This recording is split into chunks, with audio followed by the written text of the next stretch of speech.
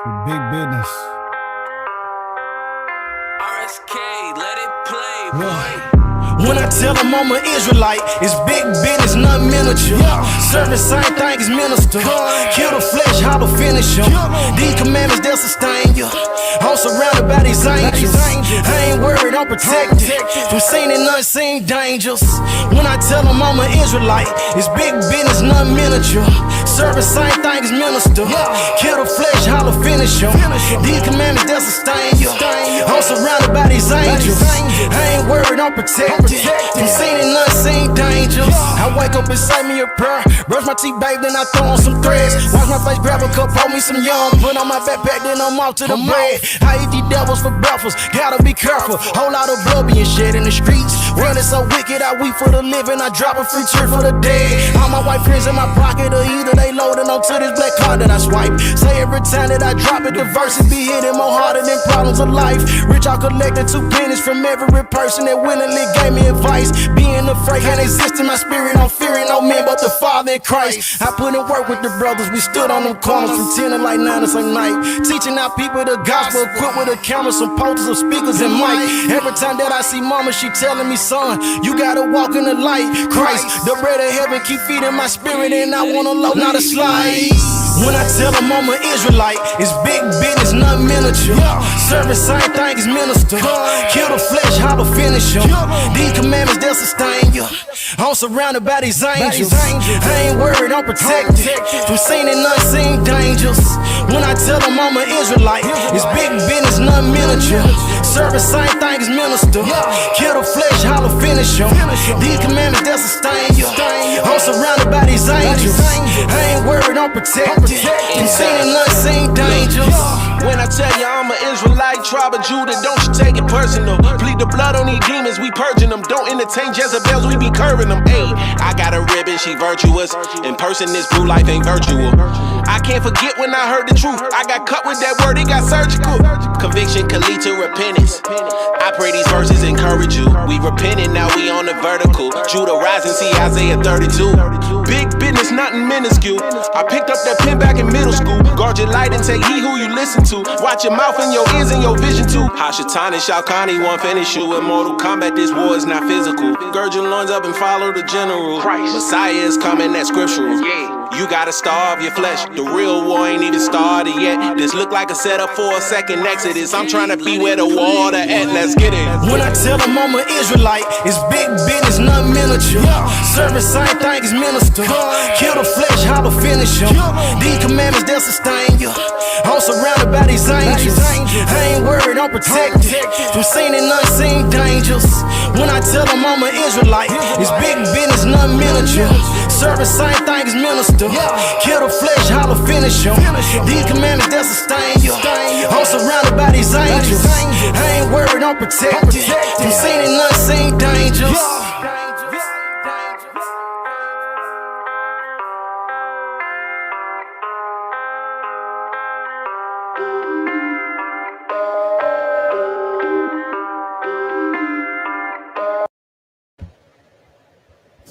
Yo, shalom to everybody, shalom to the family.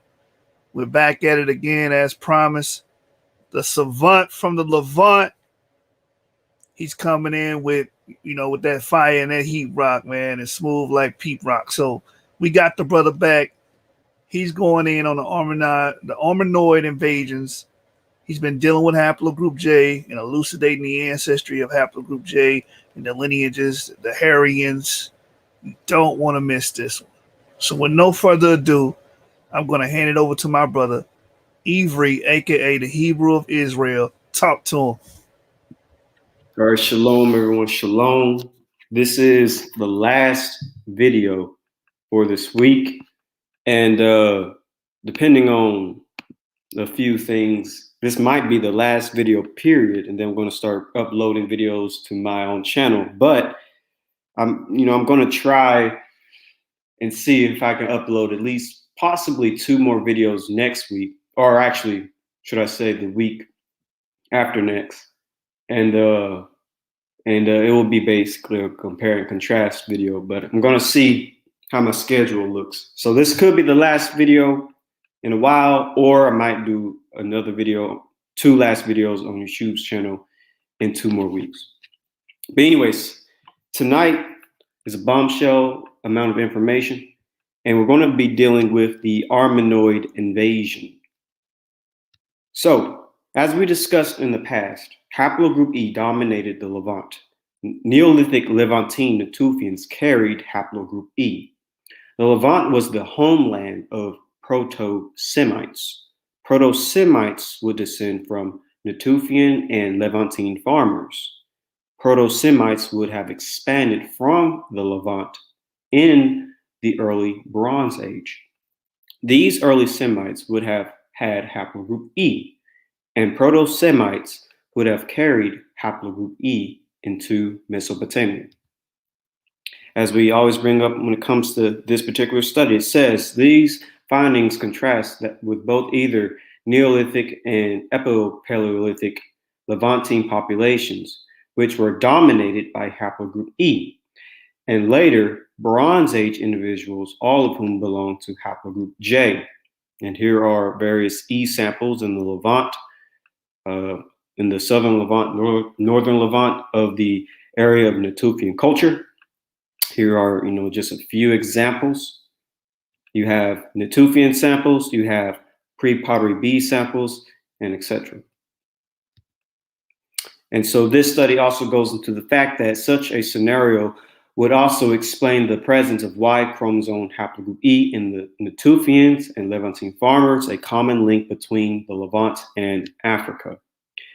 And here's the latest study dealing with the origins of the Semitic language. And it says these results indicate, I'm starting right here in the yellow.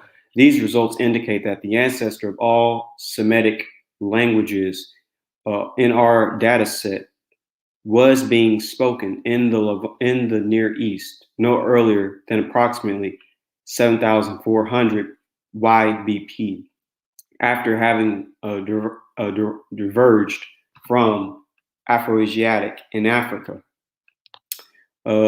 This discovery of such early Semitic languages could increase estimates of the age of Semitic and alter our geographical origin if these early Semitic languages were found in Africa rather than the Middle East. And this paper deals with the Natufians and Semites.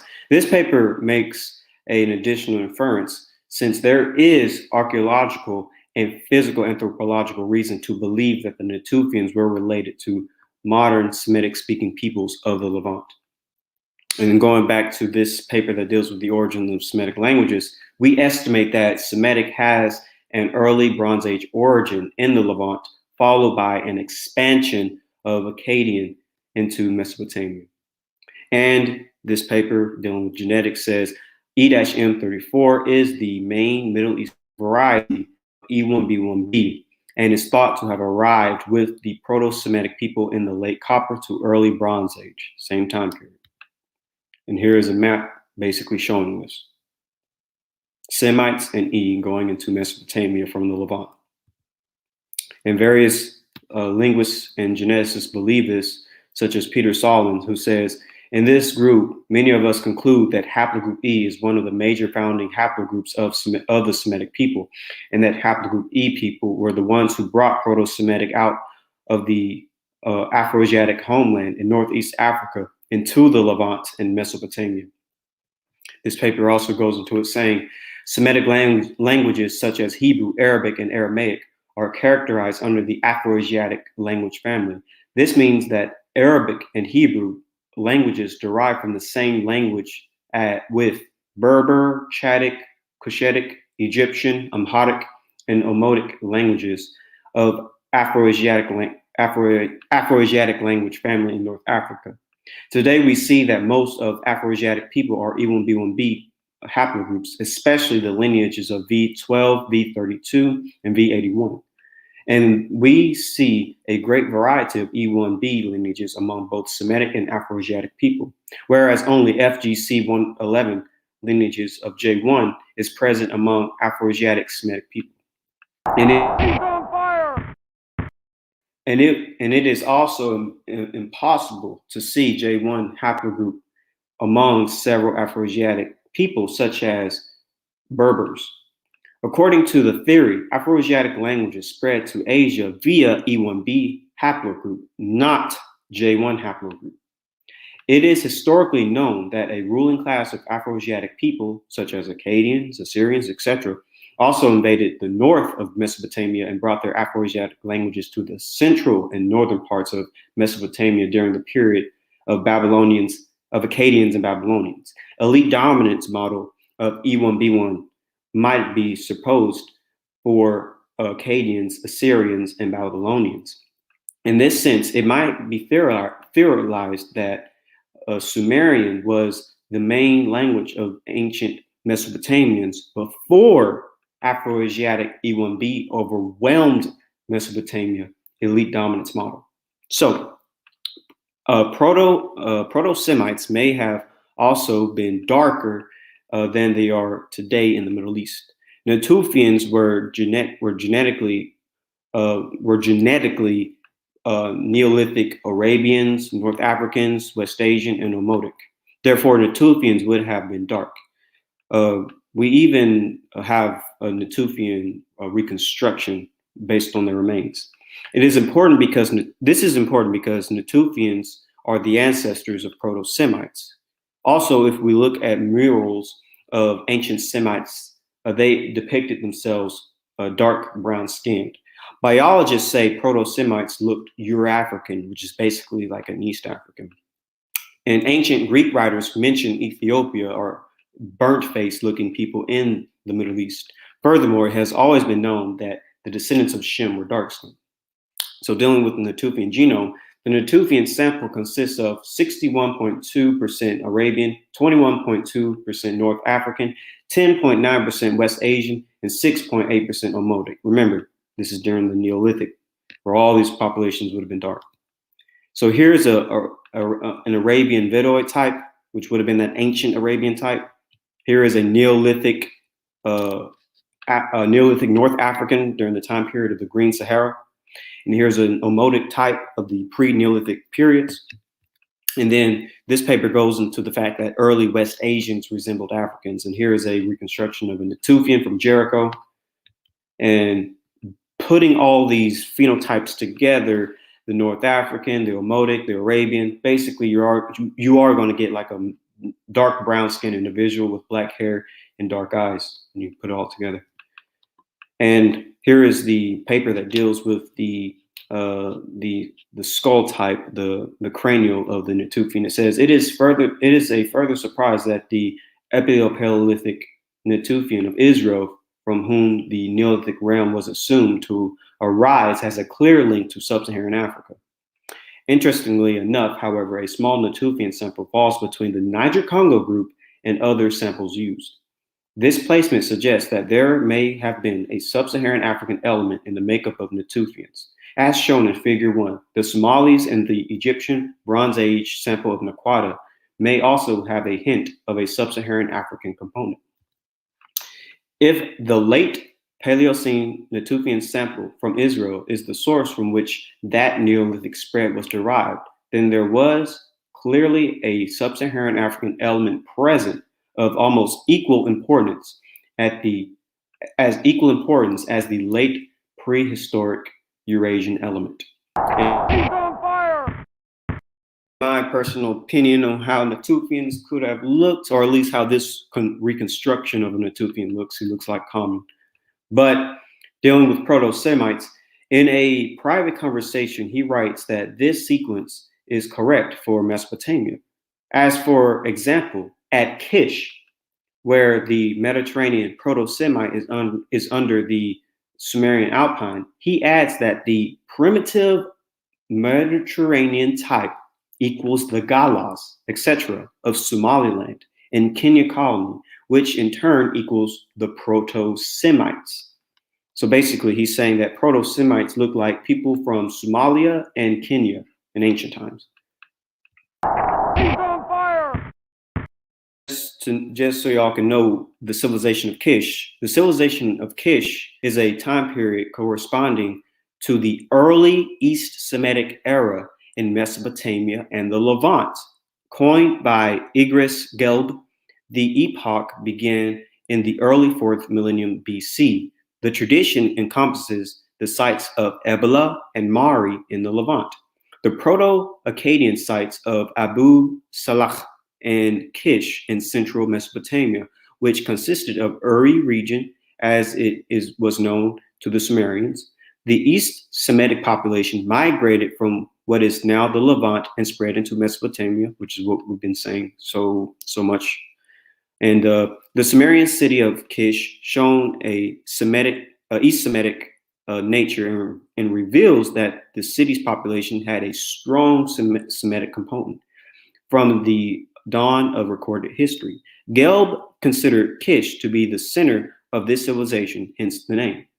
The East Semitic languages are one of the 3 divisions of the Semitic languages. The East Semitic group is attested by 3 distinct languages, Akkadian, Ebelite, and Kishite, all of which have long extinct. The Kishite language is the oldest known Semitic language. Here is the civilization of Kish, and pretty much in the center part of modern-day Iraq, and it's part of the Akkadian Empire. And so when it comes to the Semitic phenotype, Sergey has his understanding of it based on skulls. Sergey argued that the Mediterranean race had in fact originated in Africa, probably in the Sahara region, and that it also included a number of dark-skinned peoples from the African continent, such as Ethiopians and Somalis.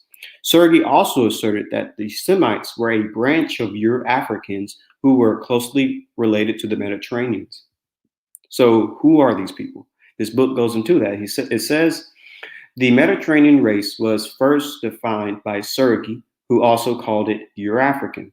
The Mediterranean race originated in Africa and is closely related to the Negro, both being long-skulled peoples descended from a common stock, the Euro-African. So the Euro-African basically looks Negro. So here is some breakdown of the Euro-African type. Skin, dark. Hair, dark. Eyes, dark. Head, very long. Nose, often broad. Prognathism, often slight.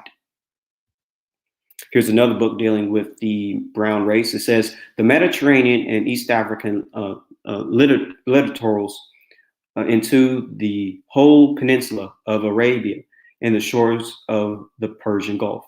In other words, Syria, Arabia, Mesopotamia, and Sumer were part of the original dominance of the brown race. Basically, all these regions had brown-skinned peoples. And this sort of fits the human skin color map when it comes to UV light. In the past, humans in these areas of the Middle East would have been much darker, similar to the Africans who were west of them. The earth was a lot hotter back then, and they would have been dark. This is the indigenous skin tone map. And we can tell using artwork that there was dark-skinned people, such as these Arameans. And you can find this at the Louvre Museum in London, or in France. Egyptians depicted Bedouin people from Syria. Head of a Bedouin from Syria, right here. You can find this at the globalegyptianmuseum.com. And these Bedouins, these Syrian Bedouins are obviously dark-skinned, dark-eyed, and dark-haired. And of course, Mari was an ancient Semitic civilization in modern Syria. It was very powerful and important. And it had a decent amount of land. And they depicted themselves with brown skin and dark hair. This is a mural from the Mari Palace. There's a closer image. These are Semites. And here is another mural from the Mesopotamian palace of Mari. And here's another. He's on fire!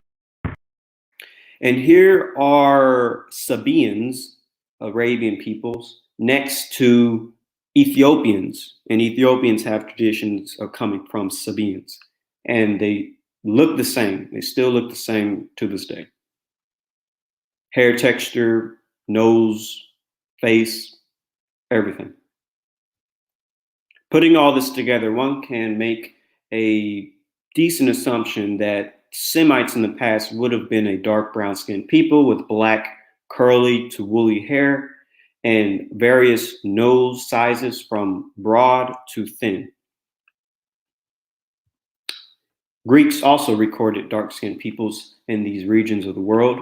You can find this from the book, The History of Ethiopia, Volume 1, and it says, though the country of Ethiopia is frequently mentioned by classical writers, Homer, Herodotus, Strabo, Diodorus, Penelope, and others, Homer opens in the Odyssey of the Ethiopians, utmost of mankind. These eastward statutes goes towards the west. These extractions only show that Homer thought that they were Eastern and Western Ethiopians.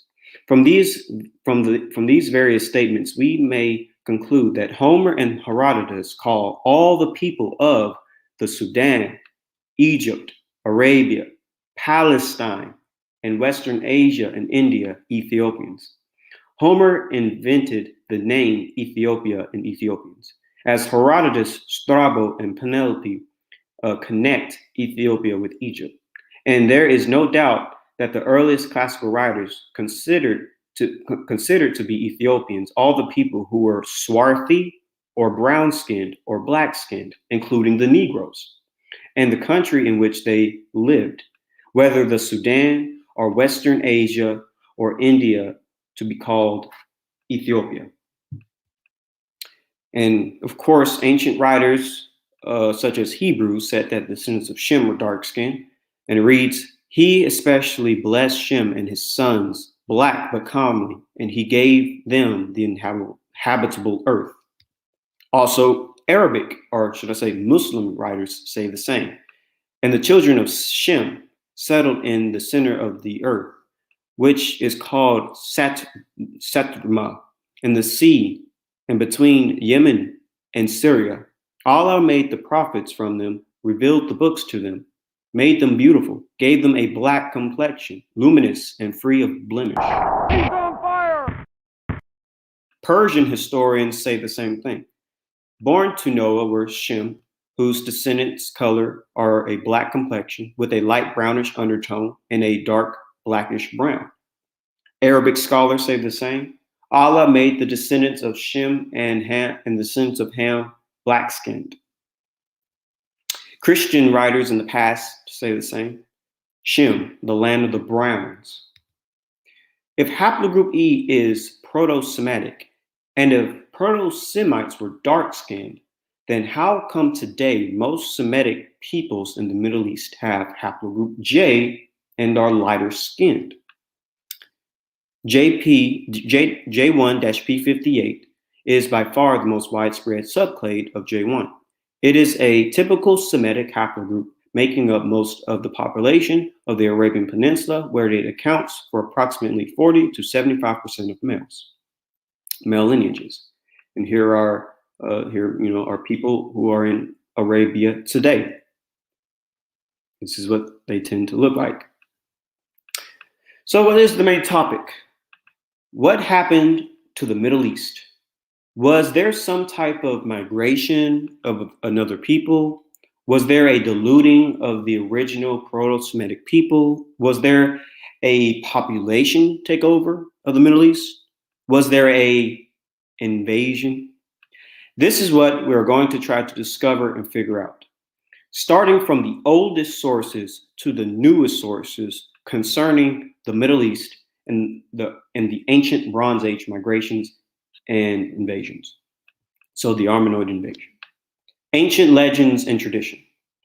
We're going to first deal with the most ancient of traditions and legends concerning northern invaders and wars between the people of the north and the people of the south. With that being said, let's remind ourselves of the story of Hayek, the Armenian. According to the accounts of Moses of Coron and Sextus Julius Africanus, the battle occurred between the dynasty of Hayek and a Chaldean dynasty in its third generation that had control of Babylon and the remaining territory of Acadia under King Bulus, a symbolic Babylonian/Akkadian god of war or founder of Babylon, depending on mythological tradition. The conflict is said to have happened in 2492 BCE or 2107 BCE. This is the story of Hayek and Bel, and places the origins of the Armenian people as the descendants of the biblical Noah via his son Japheth. Hayek, the descendant of Japheth and noted archer, hence his later association with Orion, rebelled one day against Bel, the evil and repressive Babylonian tyrant, and returned back to his homeland around Mount Ararat in ancient Armenia. Bel followed Hayek in his relations so that a mighty battle followed in which Bel was killed. Hayek then gave his name to his descendants, the Hay people, and the name of the region of Armenia in the Armenian language, Hayastan. This is from the Heritage of Armenian Literature, and it says, Hayek, the legendary archer, has been part of Armenian culture and history since time immemorial. Hayek is considered the patriarch of the Armenians, and it is indeed for this reason that Armenians call themselves Hay. The well-known epic of Hayek's fight against Bel provides substantial proof that Hayek and his people stood up against Bel and halted the unresisted influx of Semitic people from the south. So you have an ancient tradition of Armenians and peoples of the north fighting Semites of the south. Interesting. Hayek, the Armenian, battling Bel, the Akkadian, is a good example of an ancient tradition and legend of warfare between the Caucasian populations to the north and the Semitic populations to the south. So now let's deal with the invasion of Armenoid peoples. This section, of course, named after the title, deals with the influx of ethnic groups with Armenoid features. 20th century biologists were able to determine that there was a type of migration or invasion of Armenoid peoples into Mesopotamia that mixed and eventually outnumbered the Semitic Euro-African population. And just to remind you of the Armenoid type, it is a hook nose, black hair, dark eyes, tan to white skin. Let's begin. The Armenoid racial type, which is the third one claimed in Mesopotamia, begins with the earliest Kish graves and continues through the Babylonian period. Most of the so-called Armenoid skulls were monocephalic and sub-brachiocephalic, although many of the skulls which have been called Armenoid may represent merely the round-headed element of the total group. It is nevertheless probable that a planned occupational brachiocephalic strain actually penetrated Mesopotamia during the 3rd millennium BC. The series of skull remains in our disposal over than the series from Al-Umbud includes a series from Kish from graves which may be dated at some time close to 2900 BC. Another from the same site from 4th dynasty graves prior to 2500 BC.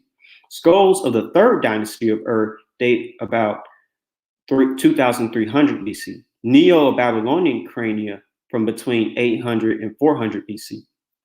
In all, well over 100 skeletons have been studied. Most of the skulls belong to the Euro-African type. The Armenoid racial type, which in the 3rd one claimed in Mesopotamia, begins with the earliest Kish graves and continues through the Babylonian period. brachycephalic strain actually penetrated Mesopotamia during the 3rd millennium. Now, here's a study dealing with the Kish remains called Report on the Human Remains Found at Kish, and it says, but it is possible that even in this period, the Armenoids of the north were already beginning to infiltrate into northern Sumer. It must be remembered that soon after the fall of the Semitic Empire of Akkad, the entire land of Sumer and Akkad was ruled for over a century by the Gutians from the north, between the upper and lower Zab rivers. The valuable results obtained by the authors of this paper confirm what the historians had assumed in regard to early mixture of Sumerians and Semites at Kish, the oldest capital of Sumer and the greatest metropolis of the north, later known as Akkad. Dr. Brooks finds an increasing admixture of the round-headed Armenoid type. This must be explained as an infiltration from Syria and the Hittite region if they are not normal variants. Definite examples of the people whom Hadion describes as Semites, whereas they are certainly examples of the brown and the Eurafrican races. On the morphological examination, it would appear that two branches of one stalk are to be found among the types represented by the skulls from Kish. So basically, the Semites are the brown Eurafrican races. That's what he's saying. Now, the third type, which is resembled but sharply is different, is extremely different.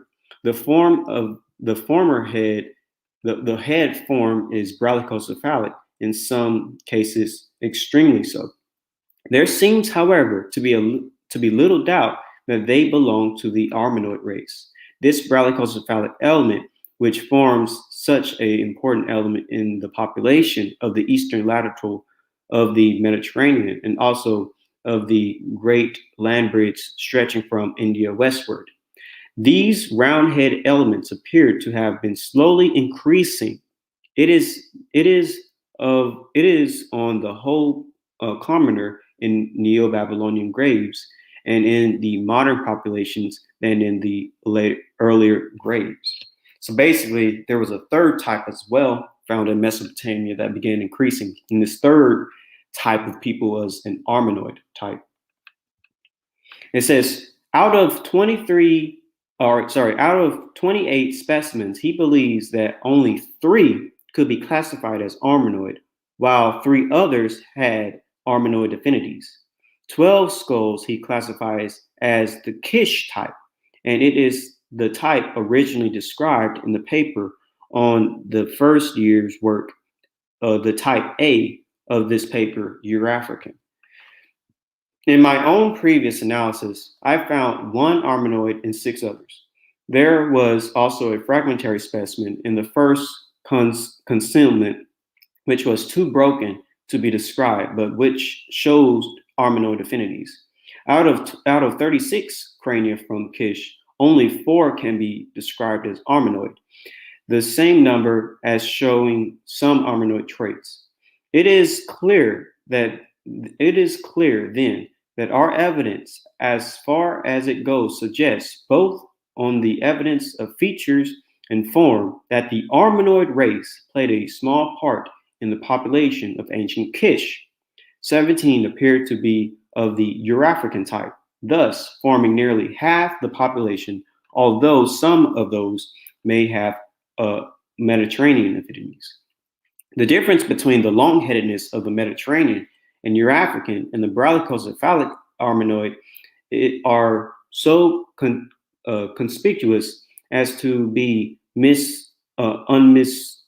unmistakable, but the distinction between the Mediterranean and the Eurafrican is less obvious, though it may be equally important. As to the presence of Armenoid blood in modern times, there can be no reasonable doubt.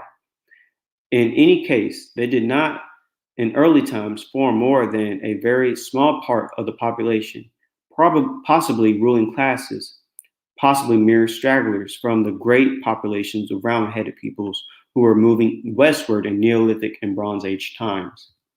He's on fire! It would appear then that we have at least two groups in the Near East, which is what I've been saying this whole time. One dolichocephalic and the other round-headed, and that although some members of both groups have remained unmixed, others have mingled considerably, so that to form some of the most mixed races in the world. The basal types are the brown Eurafrican group and the Armenoid group. There are, however, strikingly differences from the types as found at Kish. There, the dolichocephals are chiefly represented by the Eurafrican variety. In the Near East, this type, although it occurs, is comparatively rare. The more common type being the brown Mediterranean variety, closely akin to Elliott Smith's Proto-Egyptians. As far west as Crete, they form in early times the majority of the population. But to the eastwards, they are on the whole dominated. But to the eastwards, they are on the whole dominated by the round-headed Armenoids. The history of the Near East seems to suggest that there was a gradual infiltration of the latter type, probably inferior to the Copper or Bronze Age type. Anterior, I think. And so here's a good book called The Archaeology and the Sumerian Problem, dealing with skulls as well, seeing that there's some type of transformation. It says, regarding the peoples who appeared in the south at the beginning of the Uruk period, we may make two assertions. They spoke in all probability a Caucasian, a Japhetite language, and they were bradycocephalic or perhaps mesophalic. The people resemble, for the Al-Umbud stage of culture, belonged to judge by their distribution to the Middle Eastern section of the Mediterranean race, to the brown race of Professor Elliott Smith, in fact. But of their language, we can say nothing. So basically, we have two types. We have a bradycocephalic type and a brown race type in the region of Sumer. As to the characteristics of the dolichocephalic population of Mesopotamia, Dr. Brexton distinguishes a brown Mediterranean and a brown Eurafrican type. They are, in fact, often included together in the term Mediterranean, but as distinguished by Dr. Brexton, the brown Mediterranean variety seems later and related with the West, whereas the Eurafrican type seems more ancient and has connections with the East. Brown Eurafrican variety of the dolichocephalic population at Kish and other variety, the brown Mediterranean type, which is related with the West, can hardly have been anything but Semitic, for it is certain that we have to account for Mediterranean Semites from Arabia at the early date in Mesopotamia. So the brown Eurafrican type, again, it's being classified as Semitic in the brown Mediterranean. Now, for one of the most curious features of Sumerian is its isolation among languages, an isolation which only a few scholars care to deny by asserting that it belongs to the Caucasian Japhetic languages. He's on fire! And here's another good book, Encyclopedia of the World History. The population of Upper and Lower Mesopotamia in prehistoric times belonged to the brown or Mediterranean race, While this basic stock persisted in historical times, especially in the South, it became increasingly mixed, especially with broad-headed Armenoid peoples from the northeast mountains, owing to a recurrent incursions of mountain tribes into the plains. Again, Armenoid peoples coming into the south, coming south from the north, pushing these brown-skinned peoples or mixing with them. So these skulls, anthropologists were able to determine by using skulls that there was a migration or invasion of northern Armenoid peoples into the Semitic lands of Mesopotamia. These Semites were described as being brown Mediterranean or brown Euro-Africans. We know what this type is, by the way, what both these types are. What is the Euro-African? The Mediterranean race was first described by Sergi, who also called it Euro-African. The Mediterranean race originated in Africa and is closely related to the Negro, both being long-skulled peoples descended from a common stock, the Euro-African. What is the Armenoid? The so-called Armenoid type is defined by Haldane under the Eurasiatic brachiocephalus of Anatolian, Armenian, dark hair, tawny white skin, medium stature, very brachiocephalic, a prominent aquiline nose with a depressed tip and large wings is very characteristic. Scattered in Anatolia, Armenia, and ancient Hittites were typical members of this race. Basically, you have two types of people in Mesopotamia. Euro-Africans, which are dark-skinned Semites, and Armenoids, which are light-skinned Caucasians. So the guy to the left, to me, would represent an ancient Semite, because I think when I got this image, he's either a Southern Arabian from Yemen or he's East African. But either way, this would be like the Semitic type. And the girl to the right is an Armenian. And, this would be the ancient type. No, so these two types would have actually got together. This is even evident by ancient artwork that there are two people living in the Middle East. You can tell by art that there's clearly two different ethnic groups. For instance, again, this, as y'all remember, comes from Mari, Syria. And these are Semites. And right here are the Sumerians. And this is from the Standard of in Sumer. And here is a Sumerian statue. And here again is a Mari mural, which again, Semitic civilization. Again, I'm just showing that there's clearly two different peoples living in the region of Mesopotamia. Here are Arameans from the region of Syria battling against Assyrians. And again, there clearly is two different types of people. Arameans, these groups of Arameans were quite darker, whereas these Assyrians are much lighter. But the Armenoids didn't just stop in Mesopotamia. Many 20th century writers were able to determine that Armenoid Caucasians elements penetrated as far south as Egypt and Arabia. For instance, this book that deals with the ancient Egyptians by G. Elliott Smith says, there is a considerable mass of evidence to show that there was a close resemblance between the Proto-Egyptians and the Arabs before either became intermingled with the Armenoid racial elements. He's on fire! Here's a book called The Arabs by Thomas. And it says, the original inhabitants of Arabia then, according to Sir Arthur Keith, one of the world's greatest living anthropologists, who has made a study on the Arab skeletal remains, ancient and modern, they were not the familiar Arabs of our own time, but a very much darker people. A proto-Negroid belt of mankind stretched across the ancient world from Africa to Malaysia.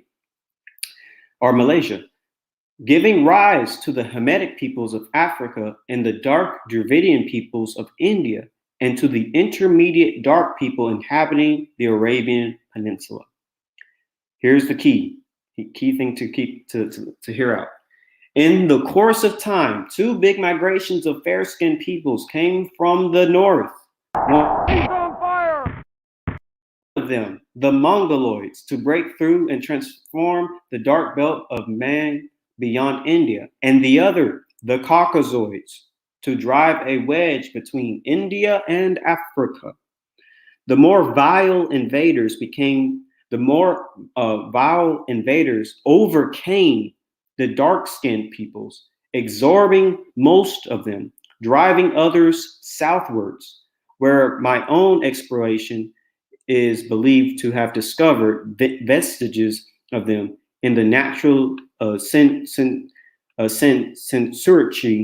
beyond the great sandy sea ocean of Rub al Khali.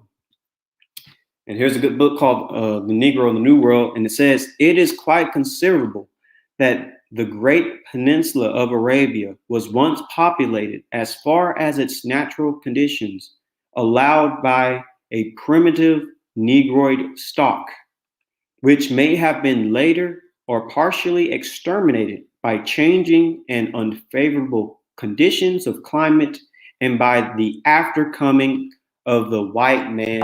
He's on fire! And I'll let you Shub read this one. I'll get some of water. All right. All right.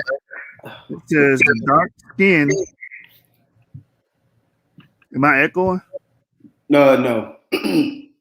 Okay, it says the dark-skinned South Arabian today is short and extremely round-headed, but he was no doubt originally much later and dactylocephalic, long-headed, like the so-called Hamites of East Africa.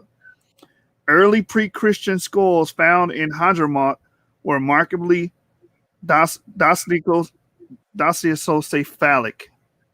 It has been suggested that the definite change in the racial constitution of the people of Hadramaut resulted from the invasion and inbreeding of brachiocephalic whites, such as the Armenoids or Persians. Henry Field suggested that the Arabia's current ethnography is the result of the mixing of two distinct basal stocks: the dactylocephalic, long-headed, dark-skinned Mediterranean Euro-African, and the brachiocephalic, round-headed, fair-skinned Armenoid. Yes. And so there definitely was some type of biological change to the inhabitants of the Middle East. Modern biologists are even able to determine this by looking at groups such as Natufians. So first, we're going to show you a 19th century quote dealing with it, and there's some modern ones. But it says, dolichocephalic head form, the wide, low, vaulted nose, and in combination with pronaphonism, gives a somewhat Negroid cast in the face. This is talking about Natufians, by the way. These late Natufians represented a basically Mediterranean type with minor Negroid affinities. Keep this in mind. There was apparently a change of race during the Natufian. Now we're going to get into that. We're starting down He's on fire! below the second paragraph, and it says, in conclusion, dental morphology has proven to be a helpful indicator of ethnogenesis and intergroup affinity in group population history. It is used herein as it has been used elsewhere in the study of North African population history to indicate that there was genetic discontinuity between late Paleocene and Heliocene North Africa. A strong case for population replacement or marked admixture has been developed. Population replacement or marked admixture. Interesting. Continuous reading. So it says, using this population replacement finding, it is further suggested that an external migration who came from the north were ancestral Afroasiatic speakers So this next He's on fire! it goes into it. I'm going to start. Let's see. I'm going to start in blue, and it says. Actually, no, I'm going to start up here. I'm going to start in red up here, and it says, if the late Paleocene Natufian sample from Israel is the source from which the Neolithic spread was derived, then there was a clearly a sub-Saharan African element present of almost equal importance as the late prehistoric Eurasian element. Now, keep this in mind. The interbreeding of the incoming Neolithic people with the Insu foragers diluted the sub-Saharan traces that may have come with the Neolithic spread, so that no discoverable element of it remained. This picture of mixture between the incoming farmers and the Insu foragers were originally been supported by archaeological record alone. Why is this important? There was a ethnic change and breeding between Natufians and other people who were different from the Natufians. To me, this explains why Natufians don't seem to have sub-Saharan African DNA later. It's due to the diluting of the original gene pool. This paper says, and it says, however, no affinity of Natufians to sub-Saharan Africans is evident in our genome-wide analysis, as present-day sub-Saharan Africans do not share more NLs with Natufians than other ancient Eurasians. And a lot of people try to use this as a gotcha, but they don't know about this study that literally says, and I'll read it again, the interbreeding of the incoming Neolithic people with the Insu foragers diluted the sub-Saharan traces that may have come from the Neolithic spread, so that no discoverable element of it remained. He's on fire! So you got to put all these studies together. You can't just, look at one thing and try to use it as a gotcha moment. Anyways, with that being said, it has been believed that the mixing between white and black and white types created the Semitic race of today. And I believe this is partially true for certain populations. For instance, this book goes into it and it says, there is no way better to delimit the conditions of crossbreeding. In a definite paleo environment, a crossbreeding which ultimately may have led to the formation of the recent branches of humanity. Semites, Arabs, and Jews in a different geological context. The formation of the Semitic branch occurred between the 5th and 4th millennium. There was genuine interbreeding between white, non-Mongoloid Cro-Magnon and black at the beginning of the historical era. In the Redmud Museum in Saudi Arabia, one can see a reproduction of the cave paintings showing that Negroid type that inhabited the Arabian Peninsula in Neolithic times. This type who progressively crossbred with white elements came from the Northeast to give rise to the Arabian type. Not until the Sabaean era 1000 BC was this crossbreeding completed in the South. And continuing this book, it says, all Semites, Arabs, and Jews, as well as the totality of Latin Americans are mixed breeds of blacks and whites. And here's another book dealing with it, and it says, anthropologically and culturally speaking, the Semitic world was born during proto-historic times from the mixture of white-skinned and black-skinned peoples in Western Asia. These facts, on which even Arab authors agree, prove, as with shortly become evident, that the Arab race could not be conceived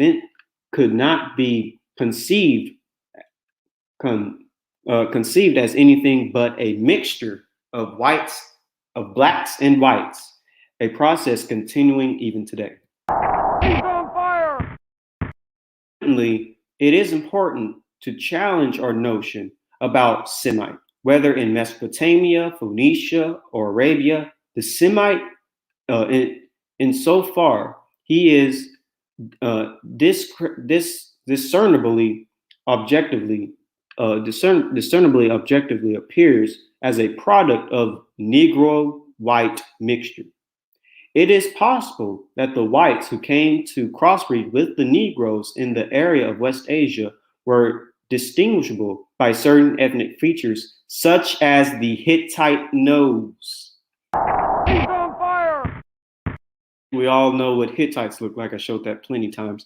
But basically, here's sort of an example of how this mixture would have happened. Eventually, the mixture between like dark-skinned, white-skinned peoples in the Middle East would have, eventually gotten you to that tanned-skinned, curly-haired, dark-eyed type. So anyways, as I stated before, this can be partially true, but the main point I want you to take from this is the biological evidence of ethnic change in the Middle East. Armenoid elements penetrating West Asia and changing the landscape. But can we see historically if there were invasions of northern groups into Semitic lands? History, Gutians versus Akkadians. Historically, it may be true that populations from the Zagros Mountains of Iran and the Caucasus came into Mesopotamia and collapsed the Semitic Akkadian Empire.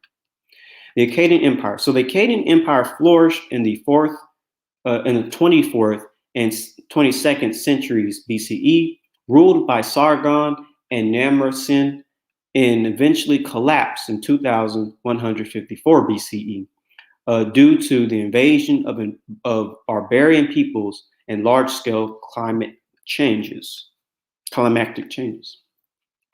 The Akkadian Empire was an ancient Semitic empire centered in the city of Akkad, which united all the indigenous Akkadian-speaking Semites and Sumerian speakers under one rule.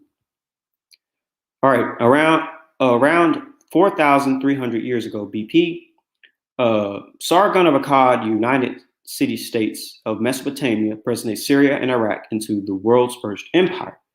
The empire of Akkad collapsed in 2154 BCE, within 180 years of its founding. The collapse ushered in a dark age period. So, Guti people. Guti, mountain people of ancient Mesopotamia who lived primarily around Hadamand in the central Zagros range.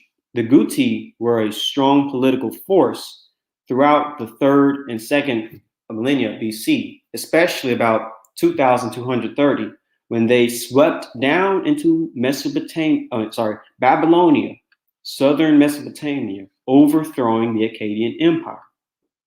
Here is the Zagros Mountains. It's in Iran, by the way. Another map. The Gutian dynasty. The Gutian dynasty was a dynasty that came to power in Mesopotamia, 2199 through 2119 BC, or perhaps 2135 through 2055 BC, after displacing the Akkadian Empire. The Gutians were described as part of a horde that toppled the kingdom of Akkad. It was a conglomeration of tribes that descended from the Zagros Mountains, possibly drawn to the plains for its prosperity. The Gutians practiced hit-and-run tactics and would be long gone by the time regular troops could arrive to deal with the situation. The raids crippled the economy of Sumer. The Sumerian kings list indicates that King Utu of Uruk was defeated by the barbarian Guti, perhaps around 2150 BC. The Guti swept down, defeated the demoralized Akkadian Empire army, took Akkad, and destroyed it around 2115 BC. Ultimately, Akkad was thoroughly destroyed, and its site is still unknown to this day. Still unknown. Thus, a short dark age swept over Mesopotamia. So here's the region where the Gutians would have came from, and they would have came to southern Mesopotamia with hit and run tactics, eventually destroying the Semitic Empire. Conflict between both Gutium and the Akkadian Empire has been linked to the collapse of the empire towards the end of the 3rd millennium BC. The Guti subsequently overran southern Mesopotamia and formed the Gutian dynasty of Sumer. The Sumerians' king list suggests that the Guti ruled over Sumer for several generations following the fall of the Akkadian Empire. Akkad bore and burnt of this. Akkad bore the brunt of this as the center of the empire, so that it was in Akkad that the Guti established their own center in the place of the destroyed Akkad. The Gutians. This is a book called Ancient Egypt and the Near East. The Gutians, during the last years of Akkadian Empire, there were many insurgents by fierce tribesmen from the southeast, carried out hit and run raids. These intruders were the Gutians, one of many people living in the Zagros Mountains. These raiders plundered the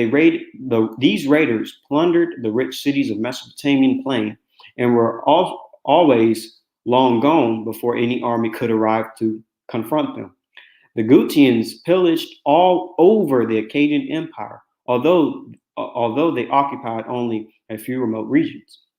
Finally, they destroyed Akkad itself. Now He's on fire! out of this presentation and flip to another. Flip to another one that I need to show y'all because I did not add this slide in, and I should have, but my PowerPoint has issues, and I feared that if I try to add slides into this one, it would have just crashed.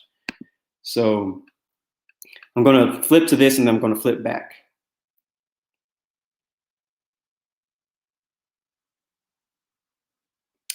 So I'm ready to shoot.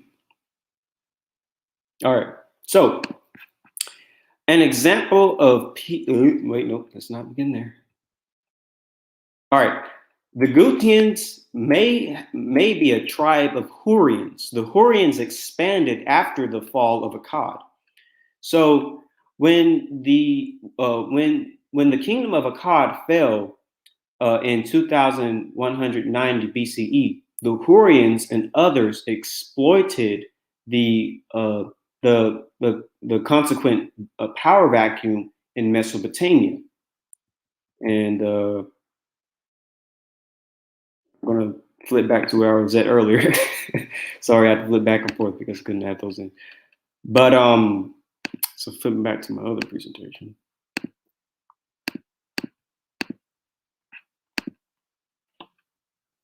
I know it was just 2 slides, but you know, fear of losing it. So anyways, here is the region of the Zagros Mountains. It's a very, very cold, cold part of the world, cold place. It's very snowy. Here's a closer image. So this is where the Gutians would have been living. They probably would have been living in the more, you know, a little bit further south of the mountains, but they were a mountainous people. But phenotypically, the Gutians were described as being light or fair-skinned peoples, which is interesting. According to historian Henry Low Holworth, 1901, Assyrianologist Theophilus Peaches, 1908, renowned archaeologist Leonard Woolley, 1929, and Assyrianologist Igris Gellup in 1944, the Gutians were pale in complexion and blonde. The identification of the Gutians as fair-haired first came to light when Julius Orbit, 1877, published a set of tablets he discovered which described Gutian and Substrian slaves as Nemrun or Nemruntum, one of its many meanings, light colored. So Gutians would have been basically basically, you know, light-skinned people, like Armenoid light-skinned peoples, basically. Many historians believe that Kurdish people are descendants of the Gutians as well. Yet another group of Kurds whose existence can be traced to the mid-3rd millennium BC were the Guti, whose kingdom correspond with the part of Kurdistan currently held by Iraq, and who were one of the oldest independent kingdoms of the ancient civilized East. Here's the region of Kurdistan, by the way, and it would be in that region of that the Gutians had. Here's another book, Encyclopedia of the Peoples of Africa and the Middle East, and it says, the region known as Kurdistan encompasses a territory about the same size as Texas, spread across 3 modern-day Middle Eastern countries, Iran, Iraq, Syria, and Turkey. The region includes mountains such as Mount Ararat and the Zagros Mountains, with pasture lands and valleys covered with forests. Lakes also mark the territory, including Lake Irma in Iran and Lake Van in Turkey. The Halfa period was followed by the Hurrian period from 2,600 to 6,300 years ago, which was based in Mesopotamia in the Zagros Tartarus mountain area of Iran. The Hurrian peoples spoke a language related to modern Chechenian. The Hurrians, in fact, comprised a number of clans and subclans, probably not Indo-European in origin. They dominated the area now known as Kurdistan, as well as Anatolia, modern-day Turkey. Sumerian writing dates to around 3000 BCE, referred to the land as Kurdia or Kordia, and the people living there as Kordushi, and the Guti in other variants. These are thought to be the earliest written references to the peoples who would become known as the Kurds.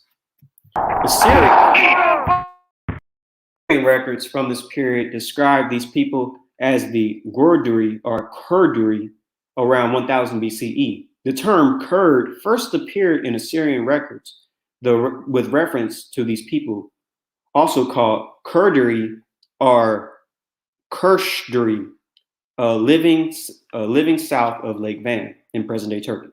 So here again is the region of the Kurdish people, Kurdish regions in the Middle East, and it is in that region of where all these people would be. Here's a closer image, actually. And so this book goes into it as well. I'm going to skip down to the second paragraph, reading what's in yellow, and it says, the numerous clans of the Hurrians, such as the Gutis, Hattians, Kazites, established the Kazite kingdom of Babylon in the 15th century BC. The Kurdi, Proto-Kurds, Mitannis, Mushki, and Uratrians formed empires and city-states which bore their names. The core Iraq culture is also attributed to the Hurrians. It is generally accepted that the number of small Hurrian states gradually united to form the empire of Mitanni. But the main thing I want you to get is that Proto-Kurds, or the Kurti, are also part of the Hurrian tribes. So Kurds seem to be a branch of Gutian Hurrian peoples. This is, of course, very insightful because we know who the Kurds are related to genetically. Turkish and Kurdish HLA profiles are studied for the first time. The comparative study of the allele frequencies, characteristic haplotypes, genetic distances with other Mediterraneans is complemented by neighbor journeying demographisms and correspondence analysis. Turks, Kurds, Armenians, Iranians, Jews, Lebanese, and other Eastern and Western Mediterranean groups seem to share a common ancestry, the older Mediterranean substream. Anatolian Hittite and Hurrian groups older than 2000 BC. These may have given rise to present-day Kurdish, Armenian, and Turkish populations. So these groups are related to Hittites and Hurrians. Turks cluster within the Eastern Mediterranean, including Kurds and Armenians. Taking all our different types of data analysis together, Turks, other Anatolians like Kurds and Armenians and Iranians appear to belong to the older Mediterranean substream included within the Eastern Mediterranean group. In summary, it seems that Turks, Kurds, and Armenians are very close genetically, and all of them seem to have been living in the area for many millennia.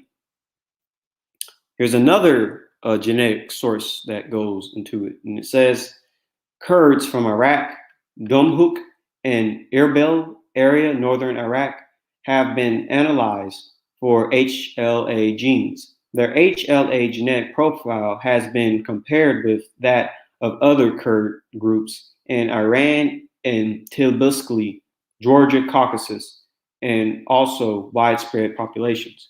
Our HLA study conclusions are that Kurds most probably belong to an ancient Mediterranean, Middle Eastern, Caucasian genetic substream, and that present results and those previously obtained by us in Kurds may be useful for medicine in future Kurd transplantation programs. It is discussed that one of the most ancient Kurd ancestor groups is in Hurrians, 2,000 years BC. In other words, Kurd people live in different countries in the Near East, such as Syria, Armenia, Turkmenistan, Kazakhstan, Turkey, Iraq, and Iran, and also called Kurdistan, land of the Kurds. Kurdistan is a region placed south Caucasus and north of ancient Mesopotamia. According to genetic studies like HLA in Turkish and Kurdish populations, and an Anatolian Mediterranean source for both populations was put forward. It may be possible that Kurds were initially coming from ancient Hurrians. A second cluster comprises Europeans, Mediterraneans, Caucasus, and Iranian groups. Iraqi Kurds, Iran Kurds, and Georgia Kurds are located relatively close together. Here's the sample table. I'll let you look at that for a few seconds. All right, now going to the next one. The plain genetic distance showed that Iraqi Kurds' closest genetic distance are the following: Near East populations, Iran Kurds, Palestinians, Fars, Parsi, Georgia Kurds, and Ashkenazi Jews. Eastern Mediterranean populations, Armenians, Cretans, and Macedonians, and Mediterranean populations, Sardinians, Spaniards, Algerians, and Italians. Here's the sample table showing you all these groups that they're related to. And it says right here, our conclusions were that their HLA profile showed that Kurds form a part of Mediterranean stock of people and also had Caucasus genetic traits. Selvan Georgians. Also, it is worth mentioning that Lake population East Caucasus area may be close to both Lur and Kurd populations, and Lake name could be considered composed of Lur and Kurd words. In the present study, we have analyzed HLA genes in Kurds living in northern Iraq, Erbil and Dohuk areas. Comparison with other populations place them as a Middle East population, close to Kurds in Tbilisi, Georgia, Palestinians, Armenians, and Kurds in Iran. In both analyses, Kurds are also close to Caucasian, Selvan, and Georgian populations. Conclusion is that Kurds are genetically close to surrounding Caucasian and Mediterranean populations, and that have remained settled down in Kurdistan since ancient times. Supporting historical evidence is revealed in our previous work. HLA genetic similarity have been reported between Turks, whose genes belong to old Anatolian stock, and Kurds. Kurds and Turks speak languages that are included in different families. However, Kurd HLA genetic studies include them into Mediterranean stock together with Turks.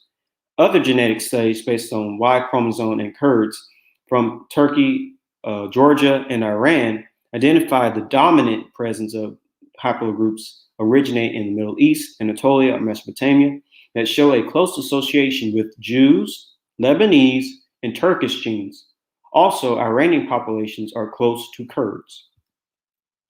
Thus, Middle East peoples from Mediterranean border and Kurds seem originally to belong to a similar ethnic group according to HLA autosomic and Y chromosomes genes results. Kurds have always lived in the mountains, being Audio Femonis 6000 BC. Hurrians, whose language was Caucasian and not Indo-European, may be Kurds' ancient genetic background. And you know what's interesting about this is that up here it says that Middle East peoples from Mediterranean border and Kurds seem to belong to a similar ethnic group. And then it talks about how the Kurds being related to Hurrians. Could this similar ethnic group be the Hurrians? Anyways, it says, in summary, all three Kurd groups studied in the present paper are genetically closely together and to other Mediterranean and Caucasus populations, according to HLA genes. All right, so therefore, Caucasian/Iranian types overthrew and destroyed the Semitic Akkadian Empire or civilization in Mesopotamia, which sounds somewhat similar to the story of Hayek, the Armenian, and the descendant of Japheth, grandson of Togarmah. It sounds very similar to him killing, Bel of Akkad. Anyways, furthermore, the influx of Armenoid skulls into the Euro-African brown Mediterranean population of Semitic lands like Akkad and other places may indicate and prove a type of invasion of northern peoples. But are there official genetic studies that can reveal such an event happen? So is there anything that's official that says, yes, this definitely happened? So Caucasian/Iranian invaders going into the kingdom of Akkad. Where is the evidence of this? Here is a paper that came out in 2019 that deals exactly with this. And it says, the admixture time also overlaps with the rise and fall of the Akkadian Empire, which controlled the region from Iran to the Levant between 4.4 and 4.2 KYA. The Akkadian collapse is argued to have been the result of a widespread aridification event around 4,200 YA, probably caused by a volcanic eruption. Archaeological evidence in this period documents large-scale influxes of refugees from northern Mesopotamia towards the south, where cities and villages became overpopulated. Now, here's the key thing to keep in mind. Future sampling of ancient DNA from northern Syria and Iraq may reveal if these migrants carried the Iranian Chalcolithic related ancestry we observe in Bronze Age Sidon and Jordan. So these migrants carried Iranian Chalcolithic DNA. So when the Akkadian Empire fell, we see large-scale influxes of refugees from northern Mesopotamia to the south. We also see migrants carried the Iranian Chalcolithic ancestry. Therefore, it seems to support that Kurds could descend of Gutian/Hurrians that conquered Akkad, and Kurds are genetically related to these northern Caucasian and Iranian populations. Therefore, this is very similar to what we have discussed in the past about people carrying Iranian and Caucasian DNA into the Middle East, and today's Middle Easterners basically being Caucasian and Iranian. Remember, present-day Levantines, this paper came out in 2021, by the way, in August.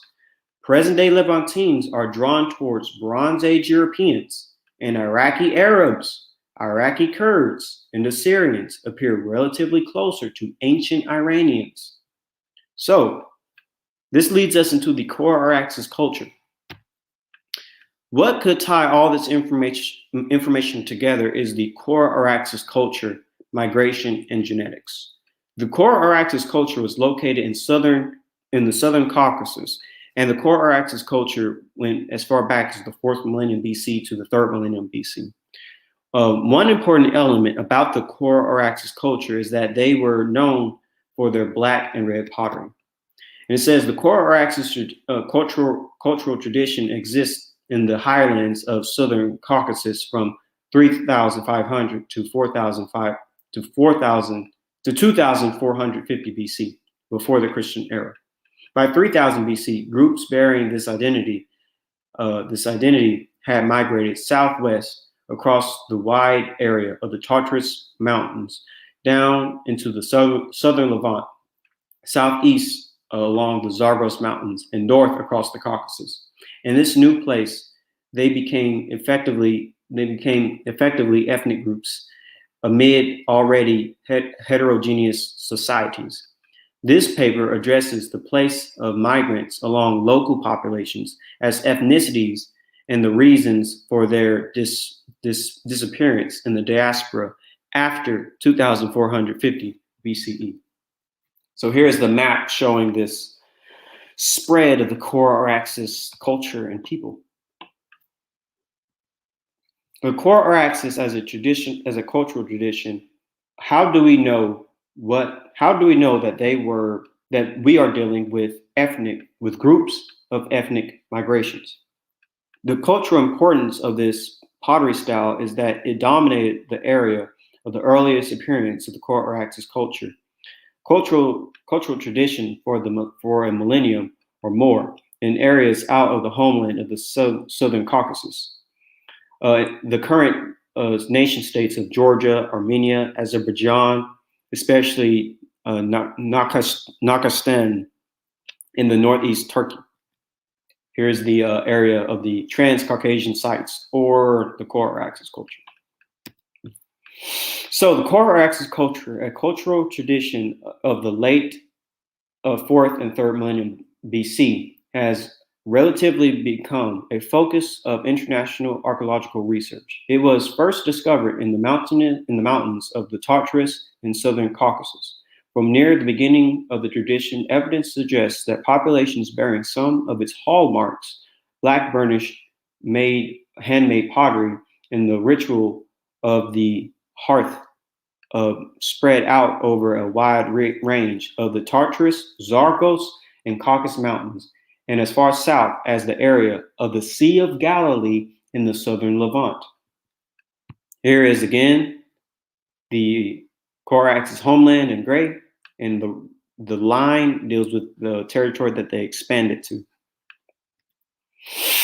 And it says, instead, the greater part of the population still lived in the villages with a rural lifestyle that involved tilling the ground and raising stock. Around 3500 BC, or slightly earlier, the character of the eastern Anatolian highlands began to change, reflected primarily by the presence of visually striking pottery fired to a red and black color spectrum. Handmade, well-burnished, and often decorated with symmetrics form one of the most distinctive archaeological horizons of the ancient Near East, referred to in literature as core Araxes, early Transcaucasian. The suite of material cultural stretched across a remarkable wide area, encompassing eastern Anatolia and the Turkish Upper Euphrates, southern Caucasus, except the westmost part of Georgia. The northwestern Iran. It has also been found in considerably quantity in late early Bronze Age contexts in the Akhum HI, where George and Linda Braidwood designated it red-black burnished wire, a term that emphasizes the distinctive color spectrum. Further south still is related artifacts. Assemblages occurs in the Levant. where its conspicuous presence comes in a decorative form named after the site of Kibrit Karak in northern Israel.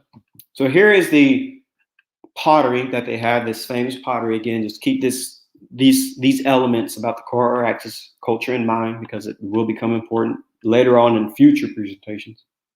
But the core axis culture covers the entire landmass of people that we've been discussing so far for the past, 5 presentations. What's interesting about the core axis culture is that there is evidence for these people migrating south, particularly after the collapse of the Semitic Akkadian Empire. And it says, beginning right here in the last sentence in yellow, it gave rise to the later Kibrit, the Karbit Karak wire culture, found in Syria and Canaan after the collapse of the Akkadian Empire. It's been interesting because this is also when the Hurrians started migrating too. But here is a paper that deals specifically with the migration of the core axis culture. By the late 4th and early 3rd millennium BCE, core axis early Transcaucasian material culture appeared from the southern Caucasus throughout much of Southwest Asia. The core axis settlements declined and ultimately disappeared in almost all the regions in Southwest Asia around the middle of the 3rd millennium BC. In this field report, we argue that the core axis culture in the Western Caspian lateral plain ended abruptly and possibly violently. To demonstrate this, we review the current hypothesis about the end of the core axis culture and use results from excavations at Adur Tbilisi in Iran, Azerbaijan. The core axis settlement declined and ultimately disappeared in almost all regions of Southwest Asia around the middle of the 3rd millennium BCE. There are 2 prominent theories explaining the end of the core axis culture. The first highlights the role of environmental factors in the abandonment of the core axis settlements. The second theory stresses the role of migration and arrival of new groups of people into the region. These include a large reduction of the number of settlements, an increase of burial sites, the appearance of collective burials, and impressive royal kurgans, increased mobility, and changes in Semitic tradition. In addition, there is a clear increase in metalwork, especially in the gold and silver attested mostly in rich burial. To some scholars, all these transformations suggest that arrival of new groups of people with a new lifestyle based on transhuman pastoralism. He's on fire! The test trenches of Nadur Tuspi suggest that the core axis occupation ended abruptly in the mid-3rd millennium BC, and that the site was then occupied or visited by a new group of people with new cultural traditions. Evidence for significant destruction followed by a sharp discontinuity in the material culture could represent a violent termination of the core axis occupation at Nadar Tabuski. From a broad perspective, the abrupt and possible violent end to the core axis occupation at Nadar Tabuski, together with the sudden disappearance of the core axis settlement and the scarcity of post-core axis sites in the Mugan Steppe, may indicate that these changes were part of a large-scale phenomenon. On the other hand, Cole hypothesis the possibility of a push-pull process in which new groups of people with wheeled chariots and ox-pull wagons gradually moved from the steppes of the north into the southern Caucasus, and the core axis communities subsequently moved further south. And this is what I believe as well, that it was a push and pull process. I agree with her theory on this. And, those core axis people started to go southwards. Anyways, Coral also reminds us of the evidence of increased militarism from the early to late Bronze Age that is reflected in more fortified sites, new weaponry, and an iconography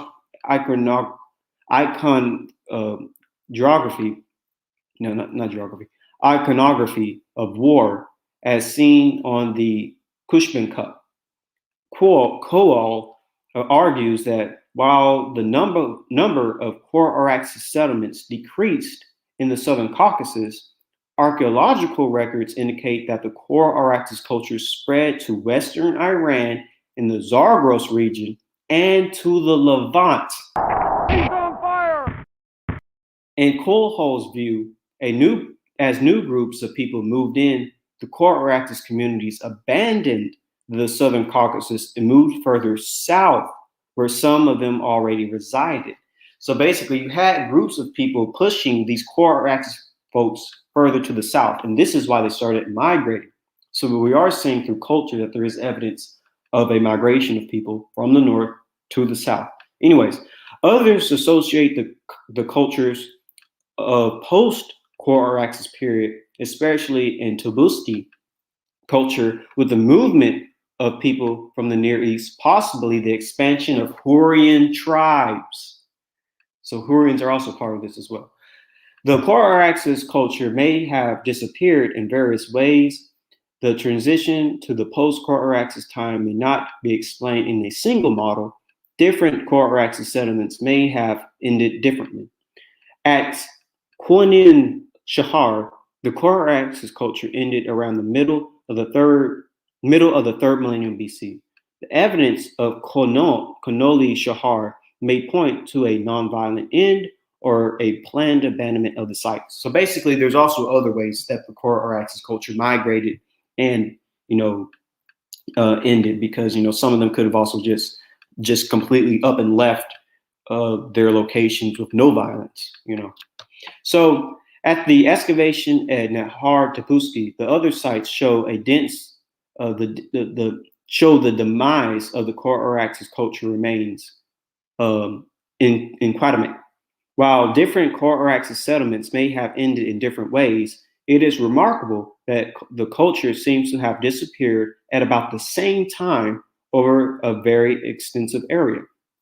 Although the ends of the core Araxes settlement do not fit with the uniform pattern, they apparently were part of a large-scale phenomenon. So something very massive happened back then, happened everywhere. So here is the core Araxes culture. I'm going to basically show you them moving further south. So this is them going further south. See them going to Iran, and then them going into the Levant. And then here's them going further south, deep in Iran, deep in Anatolia, and deep in the Levant. So let me show you that fast, a little bit quicker. So boom, boom, boom, like that. So warfare and climate could have caused the people of the core Araxes culture to migrate. Whatever the case, these people made it as far south as the Levant. In the Levant, they formed the Kibrit Kairak wire culture. This occurred after the collapse of the Akkadian Empire. Remember, it gave rise to the later Kairak wire culture found in Syria and Canaan after the fall of the Akkadian Empire. This is also around the same time the Hurrians saw an opportunity to migrate, and so on and so forth. So let's deal with this culture.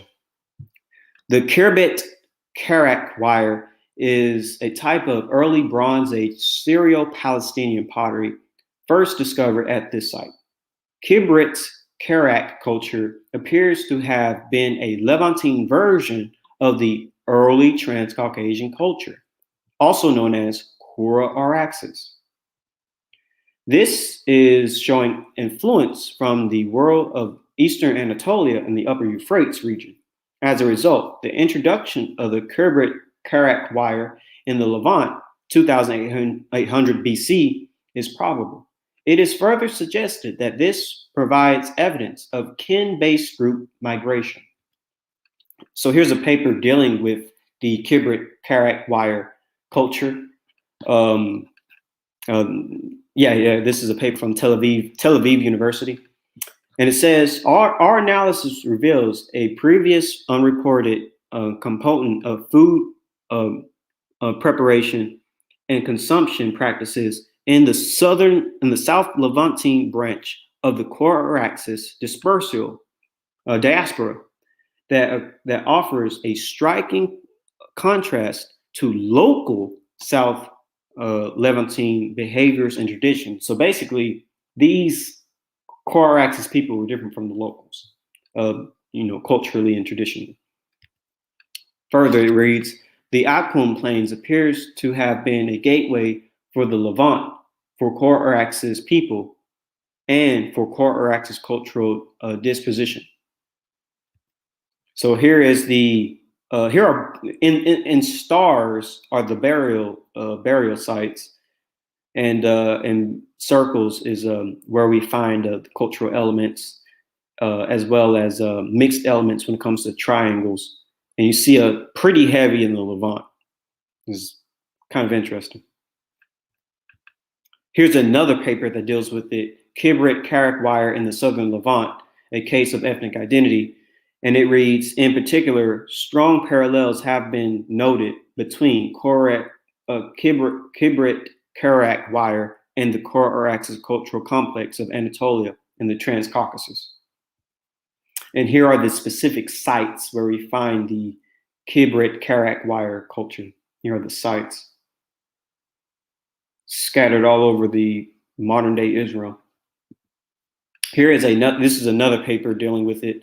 And here's just another image of the sites all over, interestingly enough, all over known locations of the Canaanites. Anyways, here's another map leading all the way up to Georgia in the Caucasus. Anyways, now what's fascinating about this migration of people from the Coraxis culture to the Levant is when we look at genetics of Coraxis graves. Coraxis culture carry Y DNA haplogroup J and Caucasian/Anatolian Iranian DNA. The same genetic component that caused the collapse of the Akkadian Empire around the time the Coraxis expansion. Furthermore, this is when the Iranian DNA and haplogroup J was introduced into the Levant. So remember from this paper, the most Y-DNA haplogroup of the Coraxis people or the Caucasus is the J1, J2 markers. And the Coraxis people have Caucasus hunter-gatherer DNA, Anatolian Chalcolithic, and Iranian Chalcolithic. Furthermore, we know that South Caucasians would have belonged to haplogroup J1 and J2, later associated with the Coraxis culture. And that the Caucasian admixture was further impregnated by Near Eastern Chalcolithic farmers, and with the advancement of Coraxis culture from the Southern Caucasus from the South Caucasus across the Near East. So going back to this paper, it says, we sought to estimate the time when the Iranian ancestry penetrated the Levant. The most significant result was for mixture of Levantine, Neolithic, and Iranian Chalcolithic around 181 and 55 generations ago, which is about 5,000 years ago, or 1,500 years ago, assuming a generation time of 28 years. The admixture time also overlaps with the rise and fall of the Akkadian Empire, which controlled the region from Iran to the Levant between 4.4 and 4.2 years ago, thousands of years ago. The Akkadian collapse is argued to have been the result of widespread edification event around 4,200 years ago, possibly caused by volcanic eruption. Archaeological evidence in the period documents large-scale influxes of refugees from northern Mesopotamia towards the south, where cities and villages became overpopulated. Future sampling of ancient DNA from northern Syria and Iraq may reveal that these migrants carried the Iranian Chalcolithic ancestry related ancestry we observe in Bronze Age Sidon and Jordan.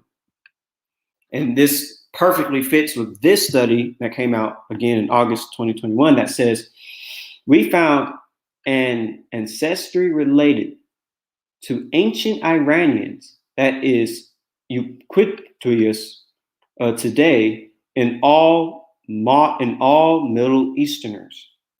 Previous studies showed that this ancestry was not present in the Levant during the Neolithic period, but appeared in the Bronze Age, where 50% of the local ancestry was replaced by a population carrying ancient Iranian ancestry. So population replacement by Iranians. Anyways, it says this population potentially introduced the Y chromosome haplogroup J1 into the region. So Iranian people carrying haplogroup J replaced the original population of the Levant, which fits with the Hurrians collapsing, or the Gutians collapsing the Akkadian Empire and Hurrians migrating. Anyways, it says, so basically, haplogroup J men carrying Iranian/Caucasian DNA came to the southern Levant and over through the Akkadian Empire of Akkad and went further south into the Levant, which supports what we know about no haplogroup J being found in ancient Mesopotamia, the Levant, or Arabia until the early Bronze Age. Remember this study. It says, among them, haplogroup J-M304 is found in the Caucasus, Iranian, and Anatolian hunter-gatherers and farmers, but not in the Levantine ones. Unfortunately, so far, AY DNA studies are missing from the Arabian Peninsula and Mesopotamia, where haplogroup J-M304 is frequent nowadays. And remember from this study, and it says, we compiled frequencies of Y chromosome haplogroups in this geographical area and their changes over time in a data set of ancient and modern Levantine populations, and note similarly to lizards that haplogroup J was absent in all Natufian and Neolithic Levantine male individuals examined thus far, but emerged during the Bronze Age in Lebanon and Jordan, along with ancestry related to Iranian Chalcolithic DNA. So it's all lining up. This makes it problematic for haplogroup J to be Semitic in origin. When haplogroup J was entering the Levant, the Proto-Semitic language was already being spoken. So how can J be Semitic? Furthermore, it was haplogroup J carrying Iranian/Caucasian-like people who collapsed the Semitic Empire. So how can these people be Semites when they're the ones who collapsed the Akkadian Empire, already? This goes to show that Proto-Semites and ancient Semites, like the Akkadians, would not have carried haplogroup J or Caucasian Iranian DNA. Proto-Semites likely had haplogroup E.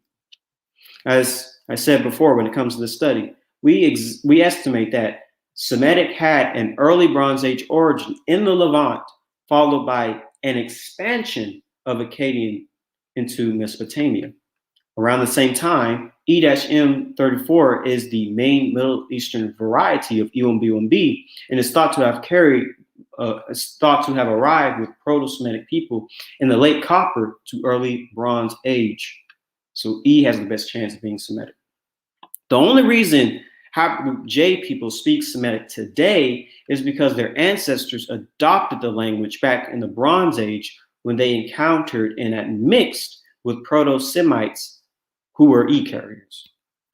This paper perfectly goes into that, and it says it can be postulated that select M35 carriers, speakers from Africa of a stage of ancestral Semitic, pre-Proto-Semitic, entered the Near East, where indigenous peoples adopted it, and via ongoing language shift and population growth, eventually became numerically greater than the original speakers of the ancestor. So these people adopted Semitic and they basically had a baby boom. This paper also goes into it, and it says the presence of Semitic in the Near East might be explained as follows. Early pre-Proto-Semitic speakers would have migrated into Syria-Palestine before the Neolithic, being taken by their M35 bearers, specifically M35/78, and adopted by populations bearing FM89 lineages, which includes J. This paper goes into it as well, and it says the other subclades of J1 cannot be considered to be the paternal descendants of first speakers of Arabic. These other J1 lineages were Arabized alongside other haplogroups like J2 and Q1b, etc. Like J-P58, E-M34 is also shared with their Semitic cousins, the Jews. Haplogroup E1b1b is considered the prime candidate for the origin and dispersal of Afro-Asiatic languages across North and Eastern Africa and Southwest Asia. The Semitic languages appear to have originated within a subclade of the M34 branch of E1b1b. He's on fire! If you don't mind, Yeshu, I'm going to switch my presentation again, because I gotta go back to my other section I was at.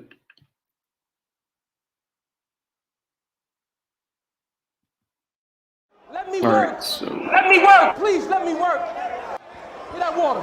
He about to get this work. He about to get this work. Hold up. Hold up. He gonna get this work. He gonna get this work. Hold up. He gonna get this work. all right. And so, an example of people who likely adopted Semitic languages would actually be the Hurrians. They were known for adopting and assimilating into other people's cultures. Keep in mind, the Hurrians didn't speak Semitic languages. Hurrians would have encountered Semitic people. Hurrians would have adopted Semitic language and culture. But interestingly enough, Hurrians would have carried haplogroup J. It is likely that the Hurrian conquest of the region was a complex phenomenon, including peaceful migration, infiltration by mercenary bands in the pay of local city-states, followed by the rise of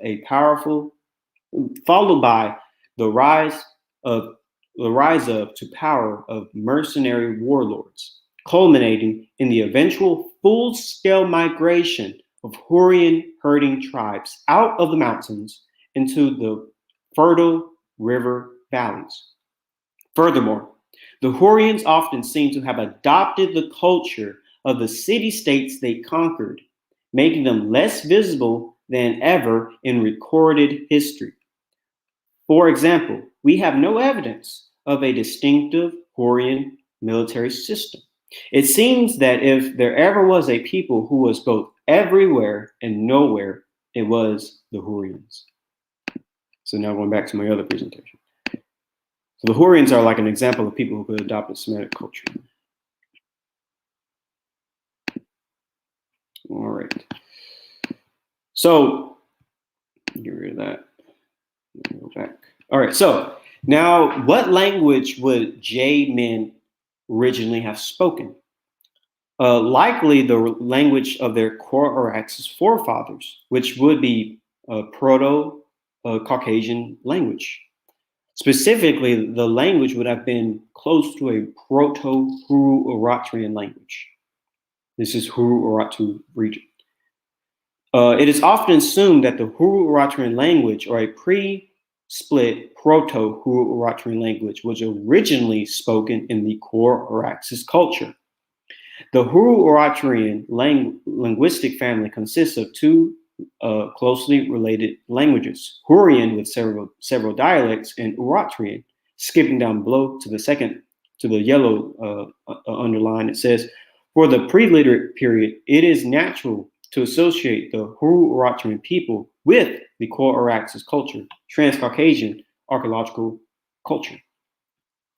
And from this book, it says, in the period immediately prior to the emergence of the Hurrians, the northern area of their distinction was occupied by the core Araxes culture.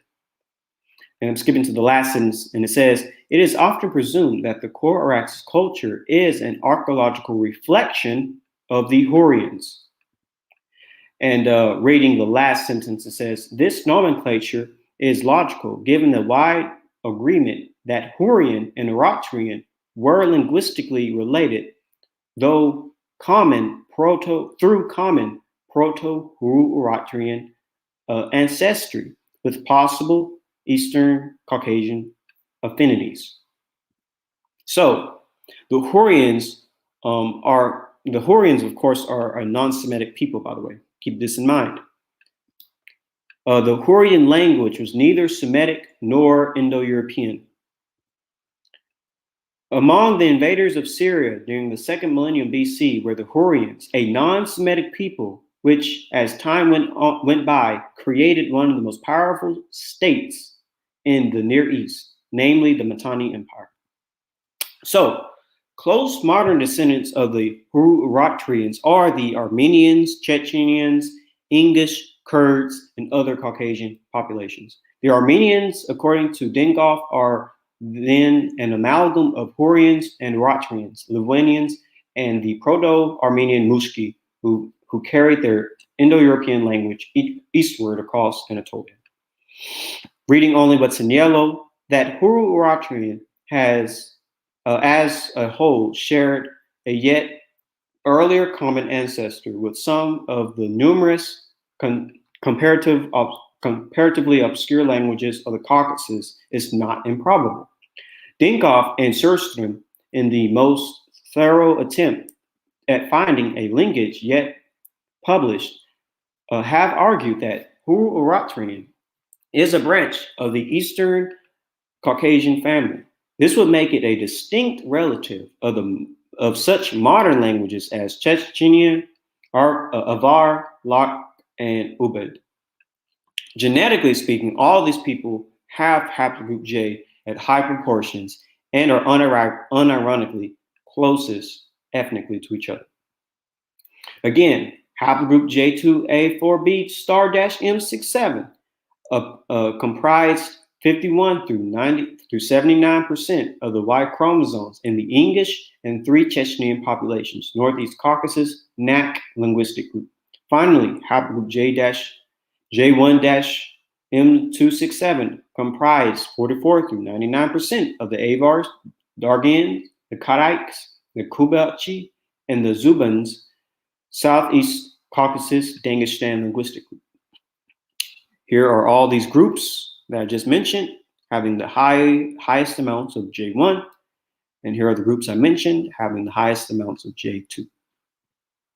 And I read this paper not too long ago, but basically it shows that there is a connection between Turks, Kurds, Armenians, Iranians, and Jews and Lebanese, all going back to Anatolian Hittites and Hurrian groups.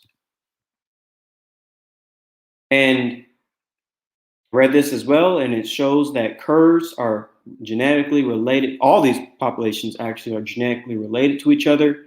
You know, Iranian Kurds, Palestinians, Georgian Kurds, Ashkenazi Jews, Armenians, Cretans, Macedonians, Sardinians, Spaniards, Algerians, Italians, all these groups are related. And then a paper I read about 2 or 3 presentations ago, and it also goes into the genetic relatedness of these groups. And it says, we observe that Armenians form a distinctive cluster bound by Europeans, Near Easterners, and the Caucasus populations. Especially, Armenians are close to Spaniards, Italians, and Romanians from Europe, Lebanese, Jews, Druids, Cretans from the Near East, and Georgians and Albanians from the Caucasus.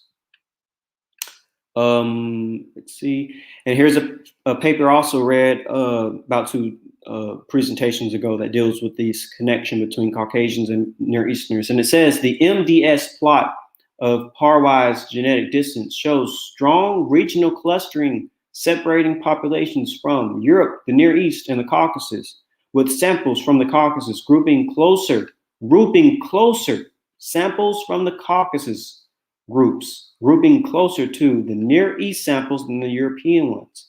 Of those three clusters, the Caucasus appears to be the most diverse, with indistinguishable subgroup variation within them. The first subgroup, including the Danish-standing speakers, Avars, Dargans, Kabushchi, and Naks. The second, Nak speakers, three Chechnyan populations in the English, and the three Azboho-Abajid speakers, Abzar, Sarinians, and Shabushi. Sorry for butchering those words.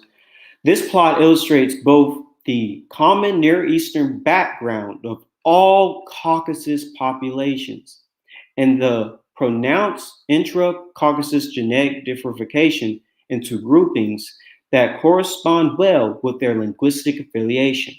Basically, Caucasus populations are very close to Near Eastern populations. Perhaps they're one and the same. And unironically, today, modern Middle Easterners with haplogroup J are related to these Caucasian Iranian peoples who speak non-Semitic languages in the ancient world and even today. Furthermore, modern Middle Easterners still carry this Caucasian and Iranian DNA. This paper deals with West Asian DNA, and it says West Asian ancestry, which is Middle Eastern ancestry, corresponds with Northeast Caucasian, Northwest Caucasian, and Kertvillian language families, as well as our Armenian branch of the Indo-European language family. And this paper, as I always bring up, says that we found ancestry related to ancient Iranians that are ubiquitous today in all Middle Easterners. Skipping down, these populations potentially introduced the Y chromosome haplogroup J1 into the region. Furthermore, phenotypically, this seems to make sense. Today's Middle Easterners look like Caucasians and Iranians, aka Armenoids, such as Arabs, Armenians. I think these are the Chechens, the English, one or the other, they're both kind of the same. Kurds, Iranians. Let's summarize everything we learned so far. We were able to determine that there was a great migration or invasion of northern peoples into the Middle East. We were able to use ancient legends such as Hayek, the Armenian, versus Bel, the Akkadian, to see conflict between Caucasian and Semitic populations. Next, we used skulls, and there was an influx of Armenoid peoples into Mesopotamia and even Egypt and Arabia, a major change from the original population that was Euro-African or Proto-Negroid. Biologically, we looked at history, and from history, we learned about northern invaders penetrating Mesopotamia. These invaders were Gutians, who were a branch of Hurrians, and they collapsed the Akkadian Empire. From this understanding, we then moved to DNA and used DNA. And by using DNA, we were able to confirm that such migrations did occur and that these people had specific genetic makeup, which was haplogroup J in Iranian DNA, which proves that original Semites would not have had this genetic makeup since this genome was just now entering the Levant, where Proto-Semites were just now exiting the Levant. Lastly, we used culture and migration, and we were able to establish that indeed northern people of the Coraxes culture migrated south, having all their genetic similarities in speaking non-Semitic languages. I feel confident in confirming that there was an Armenoid invasion of the Middle East, similar to how there was an Aryan migration into India. So, ancient tradition, Hayek, the Armenian versus Bel, the Akkadian. Biology, we used the Armenoid skull versus the Euro-African skull. In history, we used the Gutian invasion. In genetics, we used haplogroup J in Iranian and Caucasian DNA. In migration, we used the core or axis culture. The last bit of evidence that I'll use that I'll use when it comes to invaders or migrants coming from the north into the Middle East comes from scripture. There is a prophecy that Japheth would enlarge and dwell in the tents of Shem. I believe haplogroup J is from Japheth's son to Gorma. This prophecy may be referring to the core Araxes culture or descendants of Japheth, these Caucasian Iranian populations, enlarging and migrating into the land of Shem or the Middle East.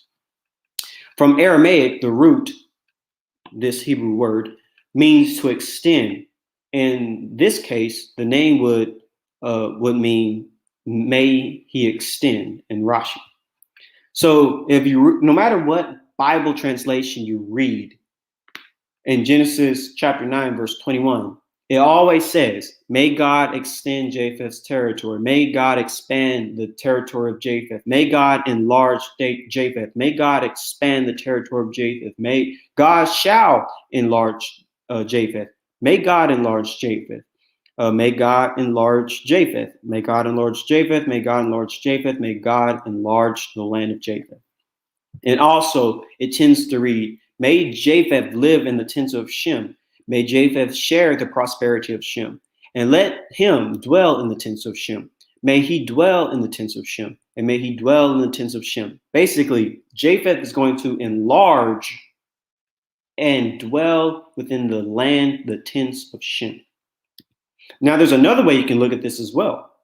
Another translation of this verse is that Japheth will be deceived.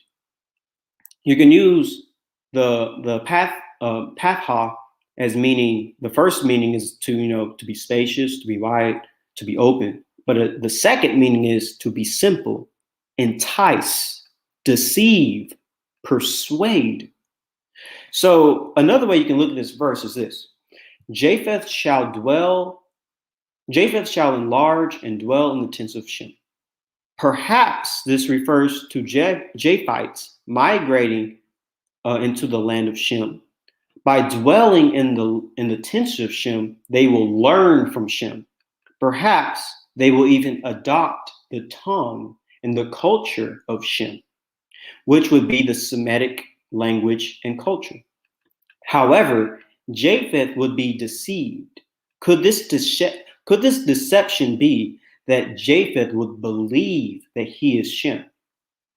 That Japhites are Semitic, even though they aren't. Just a thought. With that being said, we made it to the end of the video. Here is the Q&A section. Y'all can ask whatever questions you want pertaining to this presentation or previous presentations. Like I said, this could be the last video that I'll do on the channel in a while. But if I don't, then I will possibly have a video out in the next 2 weeks to fully end myself. But we made it to the end of the Q&A. All right, I put the link in the chat. If anybody has any questions, you can actually get on the show and interact with the brother Ivry. So any questions, time to pose them. Let me stroll up. I think I did see one during the presentation. Let's see. See if I can find it.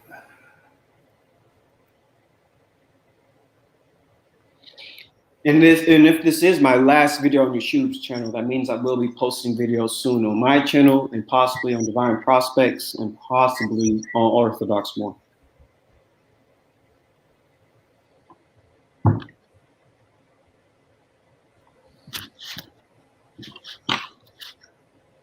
So while we wait for questions, you can probably give your insight on the presentation, interesting tidbits or whatever. While we wait, I guess. I found it. It's just this one here. Okay. So the Semites were absorbed or just pushed out by the descendants of Japheth. I believe it was a little bit of both.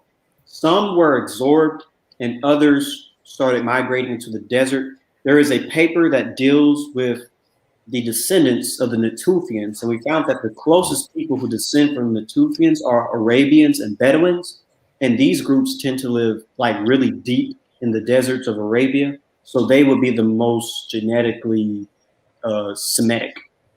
and they have E markers, by the way. So yeah, some were pushed into the deserts, some were pushed into Africa, some mixed with the descendants of Japheth, and some were just killed and wiped out in wars and stuff.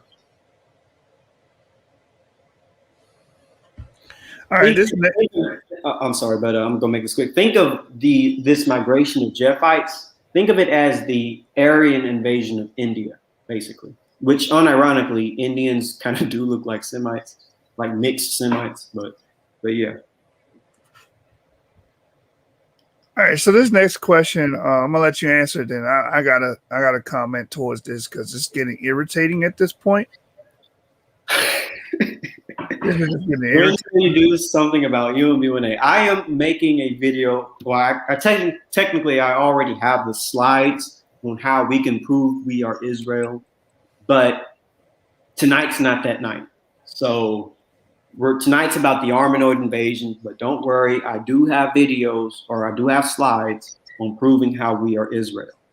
But tonight's just not that night. I will be releasing those videos on Divine Prospects channel, on my channel, and eventually over time on Yeshua's channel, if you allow it. Yeah, the way they frame this question as if this topic hasn't been, talked about on the channel, and we discussed the E1B1A argument over and over again, and it's just getting annoying at this point. That, we're talking about other haplogroups right now. The brother's bringing out the Armenoid invasion. The brother brought out some key poignant points about these people. And you guys act as if we can't speak on anything else but E1B1A. This is not the channel. Maybe you need to go follow Dr. Ephraim Isaac. I don't mind having a small audience. I don't care about that. I just care about giving out good, strong arguments and good evidence. That's all. So I tell people all the time, I mean, if you're dissatisfied with the content, go find someone else that will give you the content that you're looking for. This video, I appreciate everything Evie has done, but this channel is not going to curtail towards your personal interest.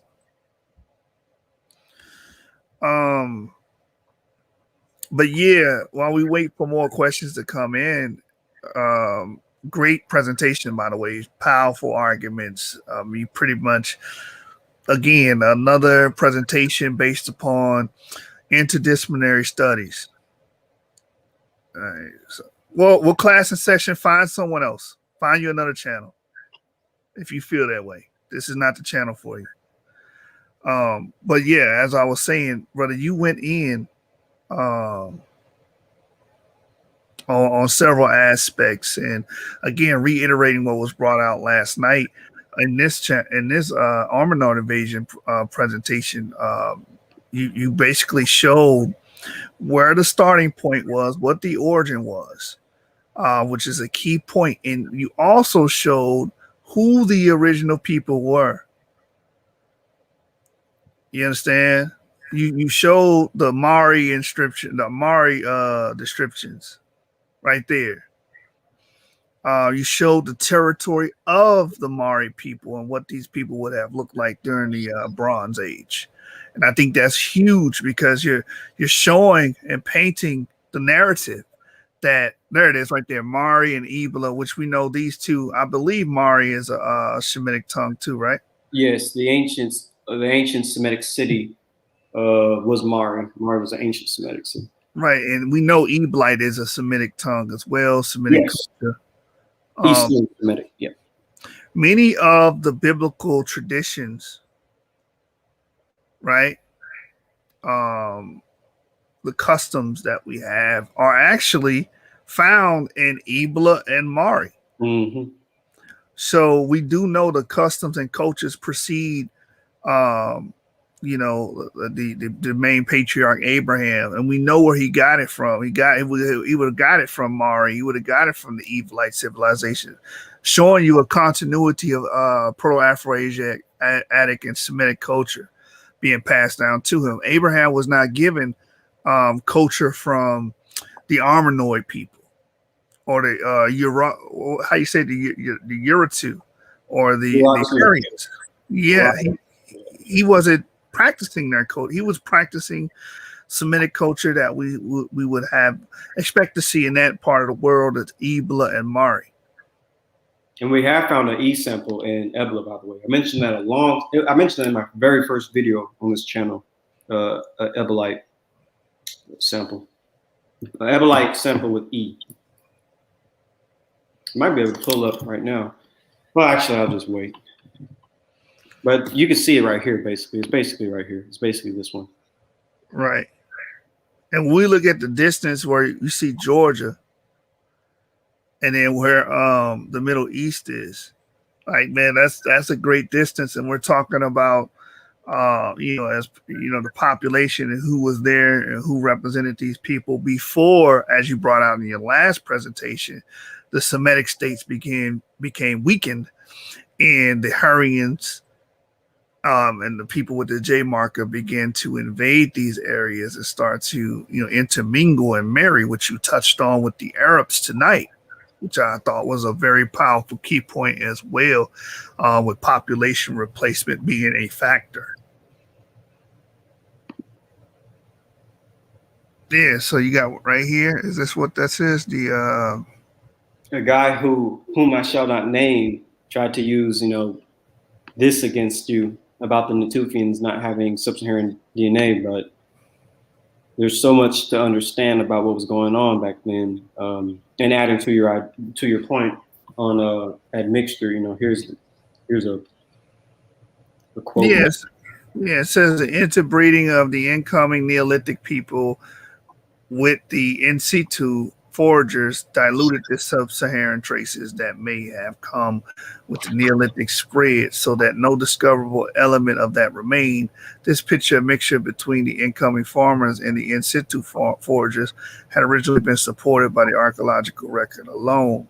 But even me and Ngozi spoke about this, and Ngozi even said they had, I think, 7% in the updated papers of sub-Saharan African DNA. But I personally don't use sub-Saharan African DNA as a crux to my argument, because I don't argue that we started in sub-Saharan Africa. But yeah, this is still a powerful and poignant point for anyone that, like you said during the presentation, is trying to make that as a got you moment. You bringing out the cranial information was pertinent, because people have a certain ideology about phenotype, and when you actually look at the phenotype, which I think this is what you got on the screen here, in blue, it says to indicate that there was a genetic discontinuity between late Pleistocene and Holocene North Africa, a strong case for population replacement or marked admixture has been developed using a population replacement finding. It is further suggested that the external migrants who came from the north were ancestral Afro-Asiatic speakers. And that right there is key to understand about population replacement. We talked about this on the channel before. This is what we actually did when we penetrated Africa. We replaced the autochthonous haplogroups A and B, and we began to proliferate sub-Saharan Africa and take on their women and so on and so forth, and the rest is history.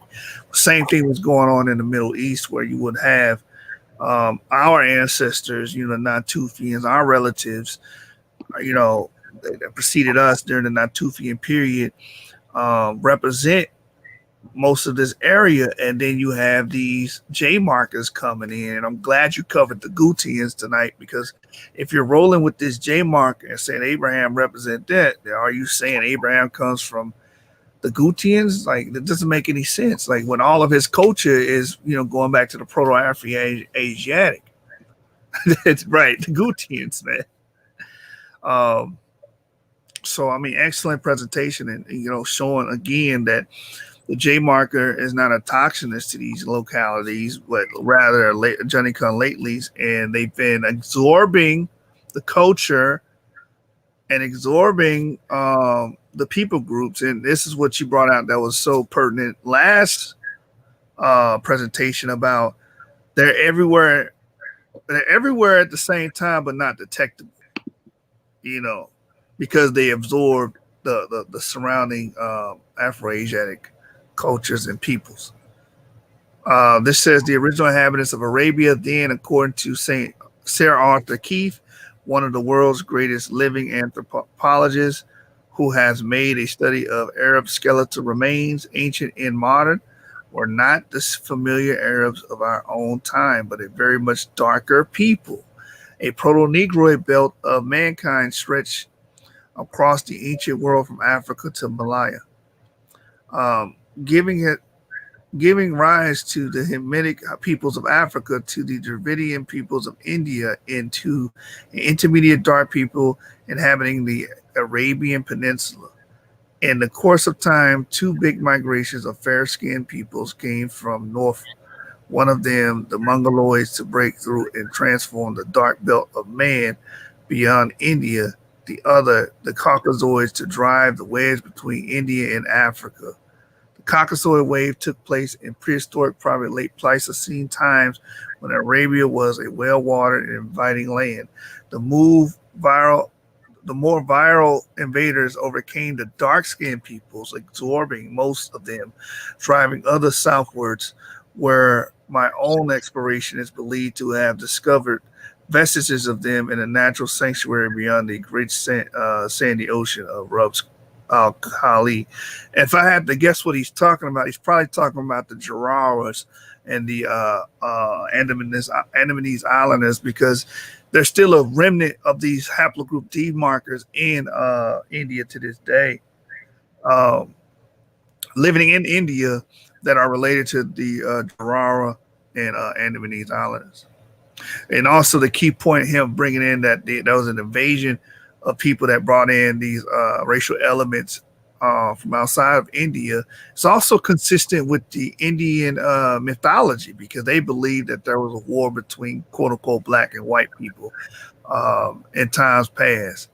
What do we have here? It says there's a considerable mass of evidence to show that there was a very close resemblance between the Proto-Egyptians and the Arabs before either became intermingled with Armenoid racial elements. People wonder why Egyptians look like they look today and Arabs look like they look today, and they both look kind of similar.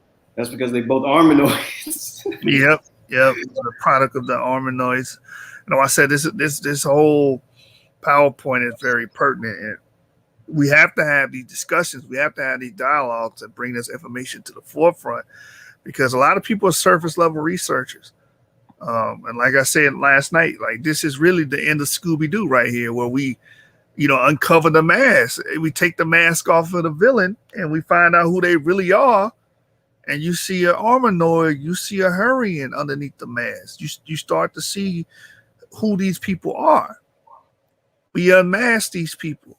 Okay. Eva did a great job at showing you where these people come from, what language did these people speak, what cultures were they involved in, what's their oral testimony. The oral testimony is saying that they're Japhetic. You even read an article. I wonder if you can get that on the stream, about the Japhites were responsible for the Indo-European. Is that it right here? Yeah, yes, I think so. I think it said Japhetic Indo-European or something like that. Oh, that one. Yeah. It's right here. Yeah, it says regarding the people who appeared in the South at the beginning of the Uruk period, we may make two assertions.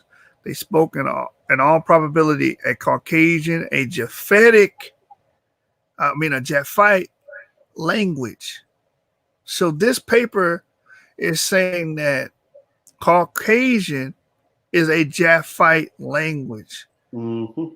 And they were brachycephalic, or perhaps mesiocephalic. The people responsible for the Al-Ubaid stage of culture belong to judge by their distribution to the Middle Eastern section of the Mediterranean race, to the brown race of Professor Elliot Smith. In fact, but of their language we can say nothing. And this can also, we can use as a proof or base sample for that is what the brother brought out with the Mari people and the Eblite people. It says brown Euro-African variety of the the dolichocephalic population at Kish, the other variety, the brown Mediterranean type, which is related with the West, can hardly have been anything but Semitic, for it is certain that we have the account for Mediterranean Semites from Arabia at an early date in Mesopotamia, and that's huge too. The author Frank M. Snowden points this very fact out as well. It says, for one of the most curious features of Sumerian is its isolation among languages, an isolation which only a few scholars care to deny by asserting that it belongs to the Caucasian Japhite languages.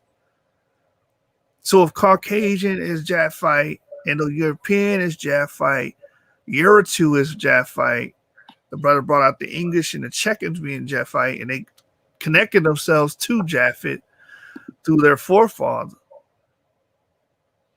And these people have J markers. This would mean the modern Jewish people groups that include haplogroup J would also have to be Japhite as well. This is a logical deduction. Yep. So yeah, man, great presentation. And again, showing the Mari people, and the people below is a Sumerian artifact, right? Yeah. Yes. Standard of Earth. The War and Peace Relief. Yeah, so I mean, which one of these people Abraham will most likely come from? I would have to be a part of or related to, say it like that. I would have to go with the Mari people, not the Sumerian / Gutians.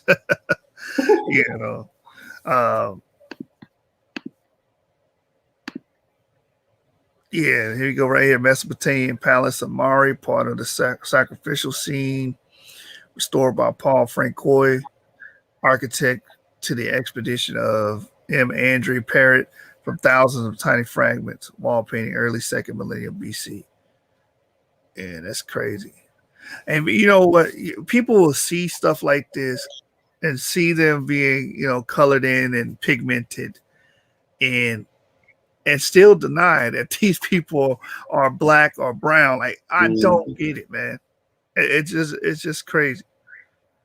This one says Assyrian king, 730 BC, King Tiglath-Pileser III of Assyria, executed enemy fresco from Bar 730. So this dates to 730 BC, and it's showing you people of brown skin in 730 BC in the Middle East. Still exists. Before we read this, I also want to point out something. People got to realize that haplogroup E makes up 25% of Middle Eastern populations. That's a quarter to this day. And geneticists are looking at that as saying, this is not from a recent admixture event. It's too great of a proportion to say that it's from a recent admixture event. These people are always here. It's not an effect of the transatlantic slave trade. It's not a result of the trans-Saharan slave trade. This is stretching back into, ancient times, and these people have left their genetic footprint here. Mm-hmm. Okay, so on the screen is the Anthropology of Iran. It says in a private communication, he writes that the sequence is correct for Mesopotamia, as for example at Kish, where the Mediterranean pro-Semite is under the Sumerian Alpine. He adds that the primitive Mediterranean type equals the Galas, etc., of Somaliland and Kenya colony, which in turn equaled the Proto-Semites. Proto-Semites look like Galas and Kenyans. Hey, I mean, according to their skulls. Listen, man, we've been telling this same story over and over again. We still beating the same drum, and those that's gonna, what are they here for? Bear, like the Bible says. Right. Ron is big on the skin map thing, But if you even go by the skin map, the Middle East would be brown. So it's like it's not even an argument. Yep. Then you got early with the go down real quick. The dreads, yeah.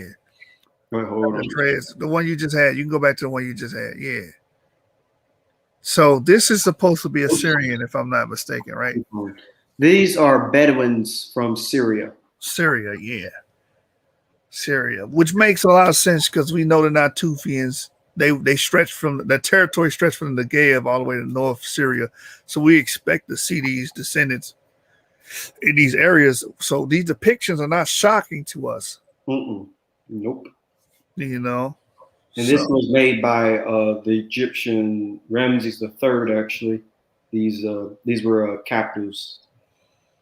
Right. So if this is Ramesses III making these descriptions, you guys do know this is only 3,000 years ago. People were looking like this in that land. Yep. And it's interesting because these guys look a lot like these guys in 730 BC. They have the same type of headband and same type of dreads, at least in my opinion. So, and these are Arameans, by the way. Which Arameans would be Shemites. Yep. I mean, these are the descendants of Amram. Like I said, the prosecution is seeking a conviction, and we pretty much got our conviction. These people are Hurrians. These people are Armenoids. These people are real Caucasians, not how we use it now. These people spoke the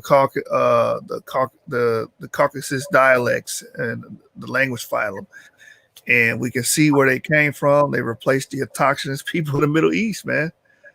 It's just that simple. The Caucasus populations and Near Eastern populations, the Chechens. So the brother brought out last night who the Chechens were, the English are. These people have an oral tradition of going back to Hayek, and the Armenians have a tradition going back to Hayek. The Chechens and the English have a tradition going back to a man named Caucasus, like literally Caucasus. Oh yeah, son of Togarma. Yeah, Togarma. Yeah, but I don't have it in this presentation. Yeah, but look, it says Abkhazians, Georgians, Kazakhs. I guess no one would know Kubak. And then these people related to the Jordanians, Lebanese, the Turks, Iranians, Armenians, Sudan Arabs, Algerians, and then you got the European populations, the Greeks, the Italians. What do these all have in common? That damn J marker, man. J. I mean, it's a case, is hook, line, and sinker, man.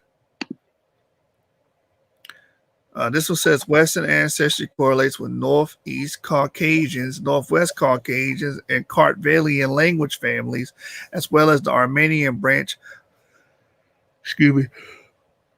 of the Indo-European language family. And we read earlier that this would all fall into Japhite. We found an ancestry related to ancient Iranians that is ubiquitous today in all Middle Easterners. Previous studies showed that this ancestry was not present in the Levant during Neolithic periods. And that's key right there. Mm-hmm. Yes. That's key. So the progenitor, again, we always argue from the progenitor standpoint. The progenitors are Afro-Asiatic, the Semites. They would have been in the Levant, part of the Levantine populations. But these group of individuals are not a part of the ancient Neolithic Levantine populations. They came later from the north, from places like Georgia. And they began to invade these areas and began to absorb the population and absorb the cultures. They say that we are the one misappropriating culture, misappropriating identity, but these guys are on record doing this for at least 5 millennia. That's 5,000 years. Mm-hmm. And here's the proof. It says right here, previous studies showed that ancestry was not present in the Levant during the Neolithic period, but appeared in the Bronze Age, where less than 50% of the local ancestry was replaced by a population carrying ancient Iran-related ancestry. This population potentially introduced Y chromosome haplogroup J1 into the region. This is what we've been telling you guys. Right here says we next sought estimate the time when the Iranian ancestry penetrated the Levant. The most significant result was for a mixture of the Levant and Iranian Chalcolithic around 181 plus or minus 54 generations ago, or 5,000 plus or minus 1,500 years ago, assuming a generation time of 28 years. The admixture time also overlaps the rise and fall of the Akkadian Empire, which controlled the region from the Iran to the Levant between 4.4 and 4.2 thousand years ago. 4.4, 4.2 thousand years ago. The Natufian period is about 10,000 years ago. So again, our markers, our ancestral markers, our macro haplogroup was represented in the Levant prior to these people coming in and admixing about 4,000, 5,000 years ago. So, I mean, it's just that simple. It says the Akkadian collapse is argued to have been the result of widespread aridification event around 4,200 years ago, possibly caused by volcanic eruption. Archaeological evidence in this period documents large-scale influxes of refugees from northern Mesopotamia towards the south, where cities and villages became overpopulated. Future sampling of ancient DNA from northern Syria and Iraq may reveal if these migrants carried the Iran CHL-related ancestry we observe in Bronze Age Zidane in Jordan. Yep.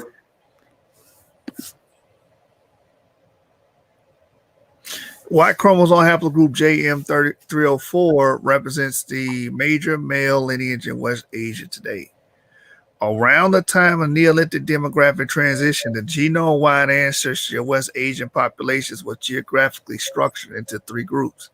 Among them, haplogroup JM304 is found in the Caucasus, Iranian, and Anatolian hunter-gatherers and farmers, but not in Levantine ones. Unfortunately, so far, ancient DNA studies are missing from the Arabian Peninsula in Mesopotamia, where haplogroup JM304 is frequent nowadays. I mean, in the discussion, like case closed, we got our perk. It says we compile frequencies of Y chromosome haplogroups in this geographical area and their changes over time in a data set of ancient and modern Levantine populations. It notes similarly to Lazarus et al., the haplogroup J was absent in all Natufian and Neolithic Levant male individuals examined thus far, but emerged during the Bronze Age in Lebanon and Jordan, along with ancestry related to the Iron CHL.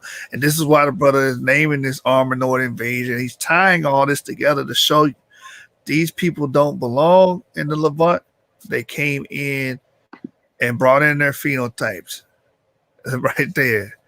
They brought in, they didn't bring in their culture, they absorbed the culture. You understand? So, like the brother brought out last night, the look and phenotype that you associate being Jewish or Middle Eastern is actually a Iranian Chalcolithic look. It's a Hurrian look. It's a Gutian look. It's not an Afro-Asiatic look. Like the man on the right on the screen right there. If he had two curls on the side of his head, you guys would swear that he was a Hasidic Jew. Because this is what you associate the Jewish phenotype or the Jewish look to be.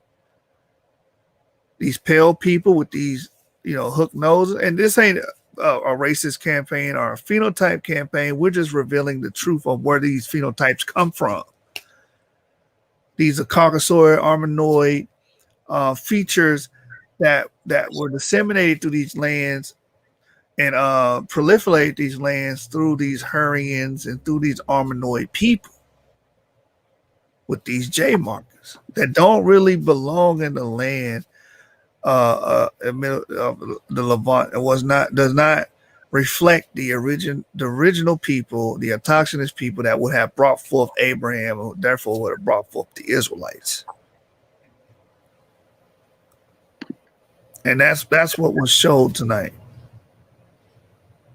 All right, here's giving an example of the mixings of the phenotypes and an example of it and how it would have shaped into today's phenotypes we see in the Middle East.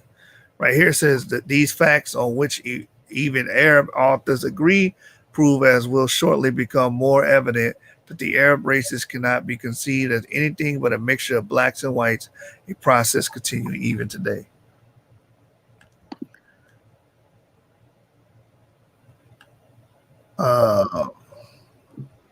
Yeah, case is over with. Case is over with. Let's see if there's anything else real quick before I read this. Is there another question?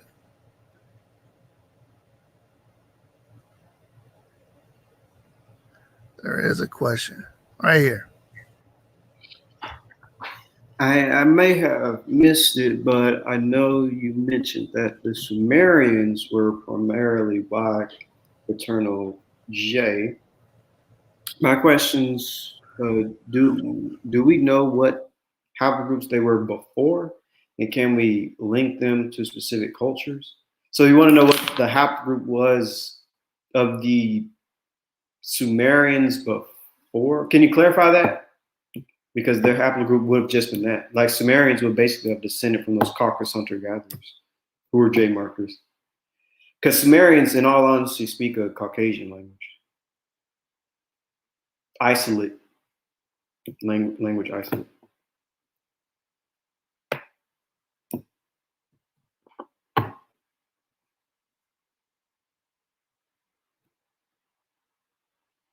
All right, I'm gonna read this before I get his next question, and maybe he will clarify.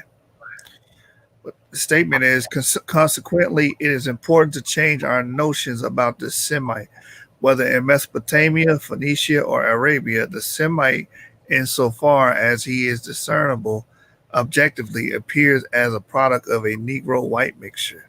It is possible that the whites who came to crossbreed with the Negroes in the area of Western Asia were distinguished by certain ethnic features, such as the Hittite nose. And we know what the Hittite nose looks like. All right, so he clarified. He said, of the people who were living there before, any culture before the Sumerians. You did have some cultures before the Sumerians, I think, but I can't remember off the top of my head. But the cultures before the Sumerians, we haven't sequenced their bones.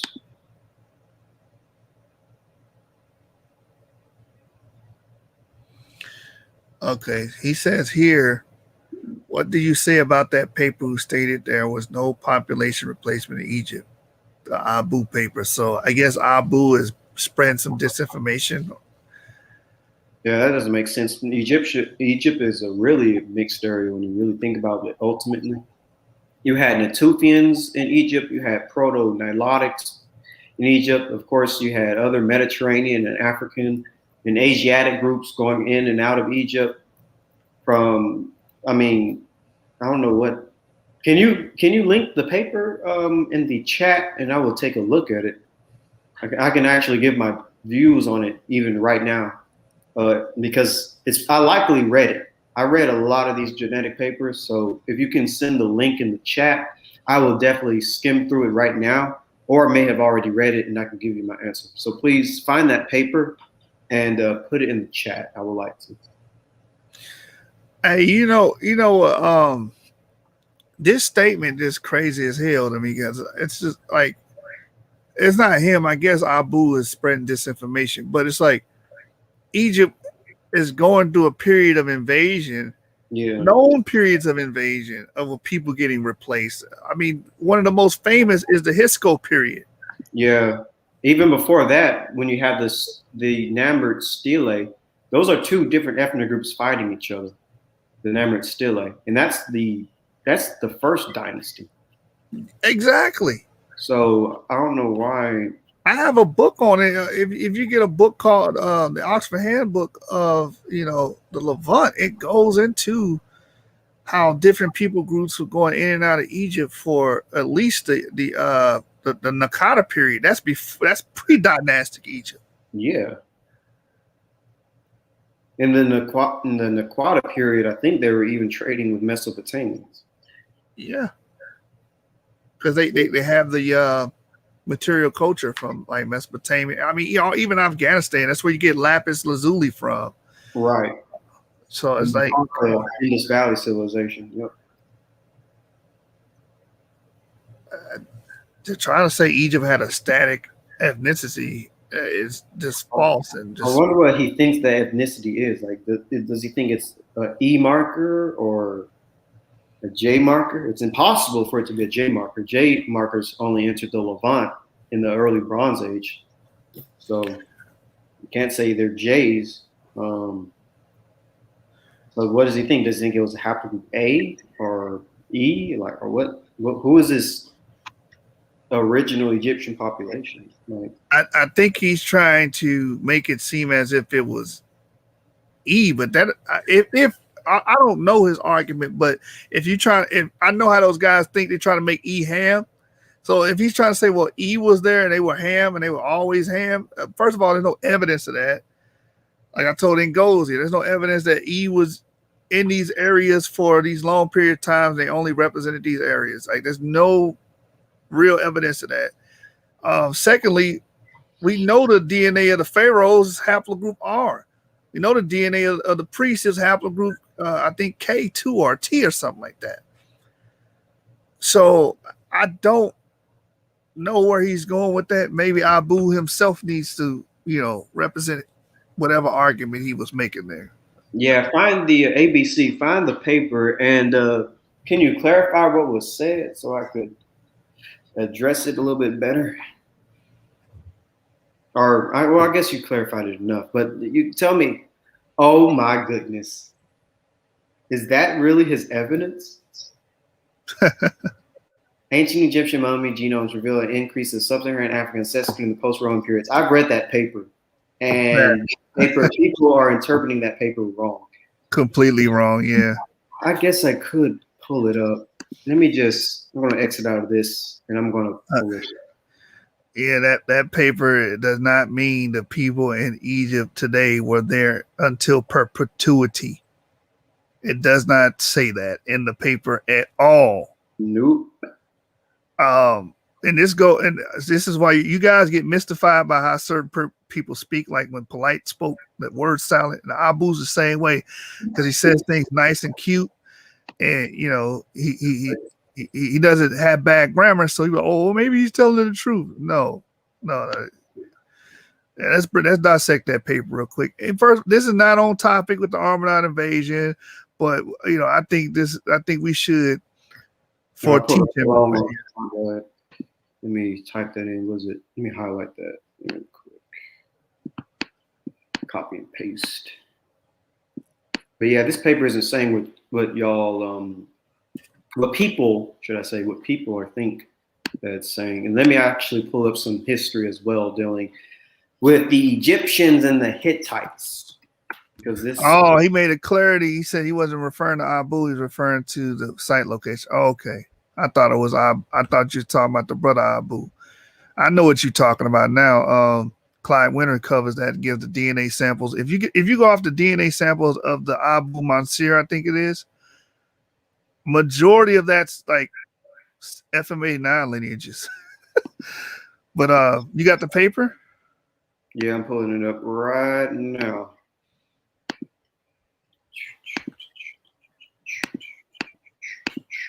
Here we go. All right. Ancient Egyptian mummy genomes suggest an increase of sub-Saharan African ancestry in post-Roman period. So let's just get to the main point. Zoom in. So here's one thing that you need to understand. Here, we present 90 mitochondrial genomes as well as genome biodata set from 3 individuals obtained from Egyptian mummies. So they only have 90 samples. Hard, you can't say that 90 samples, not saying that you're saying this, but when people try to say Egyptians are Eurasian or that they're white or whatever, this paper isn't saying that that all of Egyptian history is just a Eurasian white population or whatever. But this paper only dealt with 90 mitochondrial genomes. It dealt with only 3 Y chromosomes. So let's just go ahead and skip. Also, the time period. Let me go back. The time period that they're also dealing with, the samples covered from the middle span around 1,300 years of ancient Egyptian history from the New Kingdom to the Roman period. So the samples don't even go back to the Old Kingdom or pre-dynastic kingdom or any of that. So you also have to keep that in mind. When people try to say, oh, Egyptians have always been, X, Y, and Z. No, you can't use this paper as evidence because it only goes back to the New Kingdom in the Roman period. So yeah. What you're showing is proper reading and comprehension skills that the Black American ethnic group. I hate to say it like that, but I know people are gonna hate me for it, but it is what it is.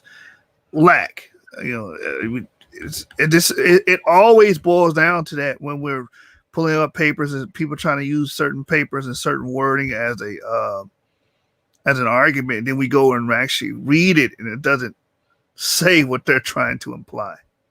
Yeah, and furthermore, they only grab these samples from one location, one part of Egypt. So hardly you can use this as evidence that Egyptians were not like dark skinned or the Egyptians were all a Anatolian type of people, which is what people try to use this paper to say. So let's just get to the Y chromosomes. So actually, hold on, that's mitochondria.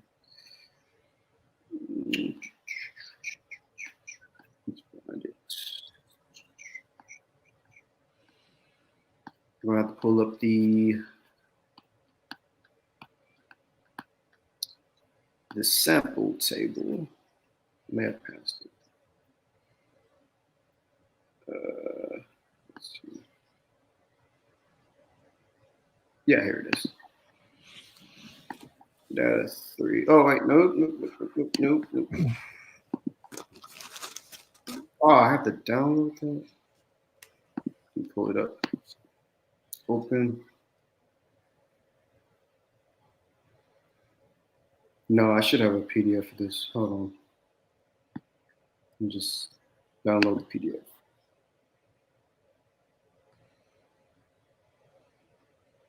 Hopefully this sample table is in it, right? Okay, they don't have it. Oh.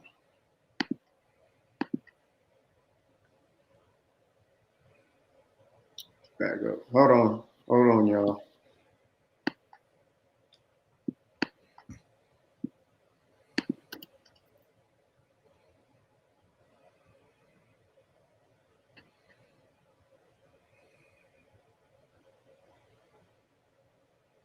Find a sample.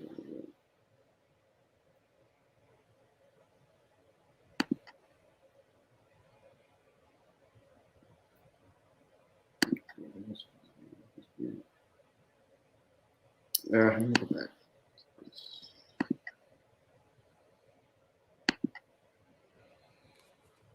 Is it the Abu Mansur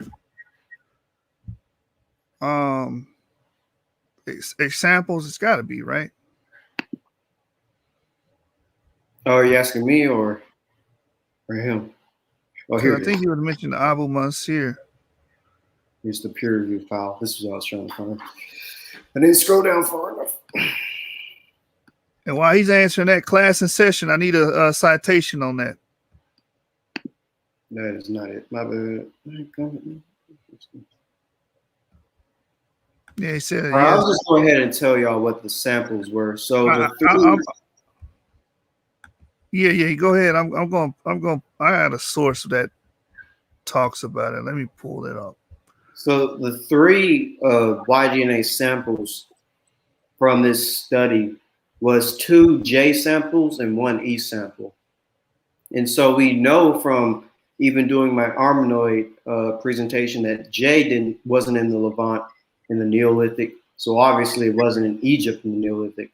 J entered the Levant in the early Bronze Age. This doesn't necessarily mean that J was in Egypt in the early Bronze Age, but J is not technically ancient Egyptian. These J markers that entered Egypt would be foreigners. And that's what people don't understand. When they dug up these remains from this area in Egypt, they really were digging up in an area that was settled by Asiatic or foreign peoples. And remember, their sample size was not large. They only had mostly mitochondrial DNA, and the Y DNA was J and E. So when people try to use this paper to prove that the Egyptians were not African, no. This paper honestly proves that the Egyptians had other people living in the region.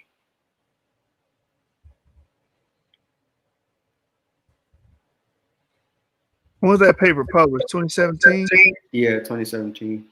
Yeah, that's the same one. Skew Naaman. Skew Naaman. I don't know how to say his name. Skew Naaman or whatever. Yeah, it's the same. It's the same thing that Clyde Winters was referring to. So in Clyde Winters' book, he has the actual. Let me see if I can share it. The Abu Sir mummies dating between 750 to 950 BC.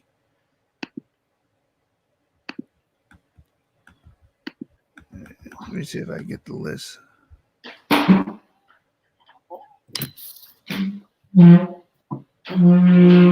Yeah, majority of them were mitochondrial, like you said. Yeah. Most of them were women. Let me see if I can from one location in Egypt. Share my screen. From one specific time period. Yep, between 950 BC and 750 BC. Yeah. So this is late.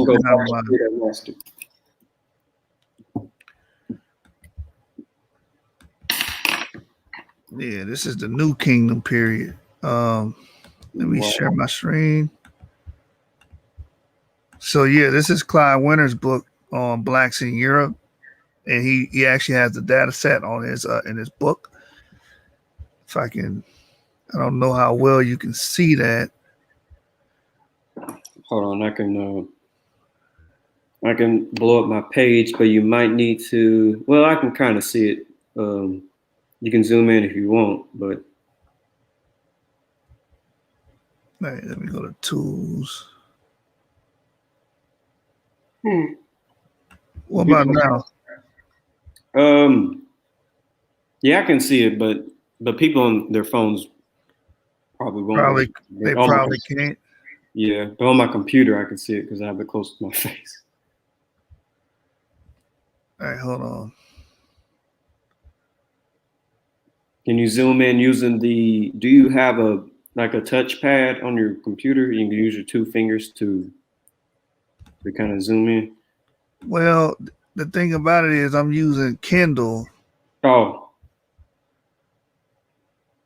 So I don't know how to. Yeah, the zoom option is not available. Well, that's weird. Okay. But yeah, so Abusir Egyptians 992 to 749 BC. It has the haplogroup. Again, majority of these like U3B, X, M1, K. These are all like majority of these are women. But then, like he said, J2A, 2C. I'm thinking that's a male. So 2 J2A, 2 J2Cs. But the point is, majorities were Eurasian haplogroups, and like he said, people were making that argument for. But again, this is 992 to 749 BC. Yeah. Doesn't even go back to the pre-dynastic period. So you can't call these women true ancient proto-Egyptians. Okay, forgive me, y'all. I can't make this bigger, but this is my fastest way of pulling this chart up because I remember Clyde Winters put it in his book. Now I want to address another question here. Is it dealing with my presentation or something else? It's dealing with just DNA in general, not your. Okay. Let me see if someone has something. All right, so here's a question here. I don't think it's on topic, but if you can tackle that one. Oops, hold on. Let me go back. I was doing something. Is it safe to say that the Y-DNA haplogroups among Palestinians are the initial genes of the Canaanites? We dug up Canaanite remains and we know what they are, but I'm not going to get into that because I don't want to confuse y'all. I like giving people bits of information at a time. And if I tell y'all what the Y-DNA of the Canaanites are from the remains we found, I might confuse y'all. So I'm not going to say. All right, so let's go to the question that's. You find it. I like this image because it perfectly describes what happened in ancient times. According to genetics, the Y-DNA/haplogroup passes from father to son unchanging for at least 10,000 years. A class in session. Cite me the source on that. Yeah, I got nothing to say to that. Yeah, it's false. Well, I want him to cite the source since he stated it.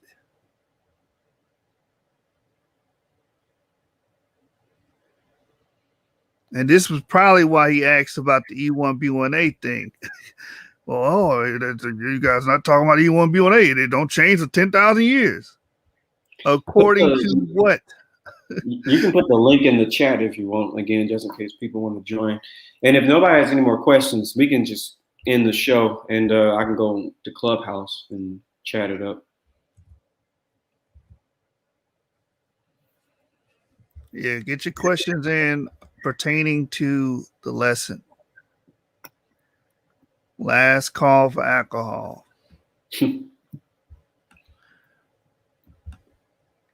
So let's see if I missed anything. The brother says, appreciate for sharing all the information with us. No problem.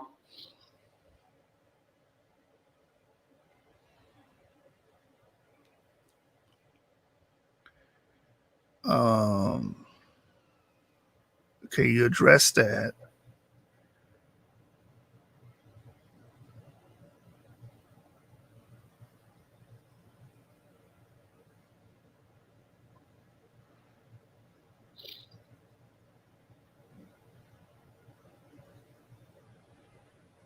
Let's see. You addressed that. I guess this brother wants to know, will you cover E1B1C at all? Yeah, I'll cover that in the future. Oh, wait, hold on. E1, no, I'm not covering that haplogroup. It's kind of irrelevant to me. Some haplogroups I'm just not going to cover. I mean, if you have that haplogroup, my bad. I don't mean any disrespect, but I'm just not covering it. It'll be a while until I cover it. Let me put it that way.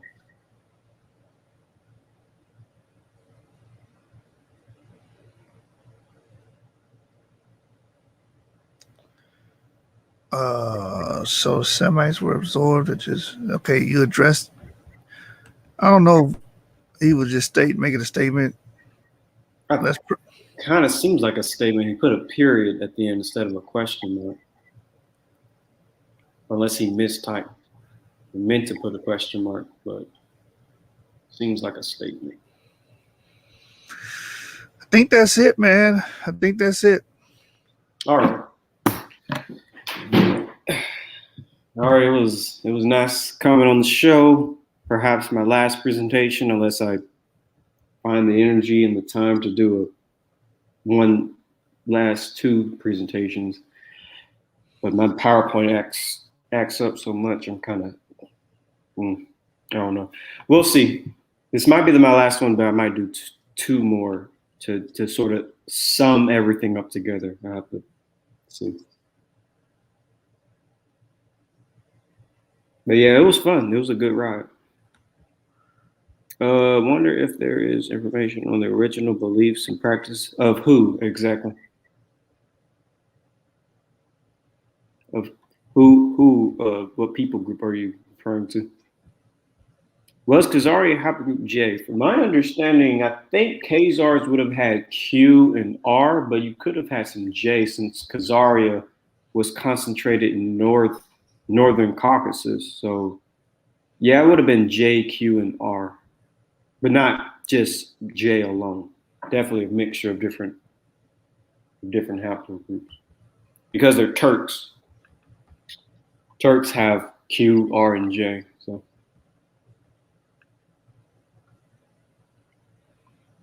It's funny, the questions come when you say about to end the show. Yeah, I mean, sorry, the peoples you were just giving us study on. So like the Hurrians and the Core-Araxes and Armenoids, like those groups, yes or no?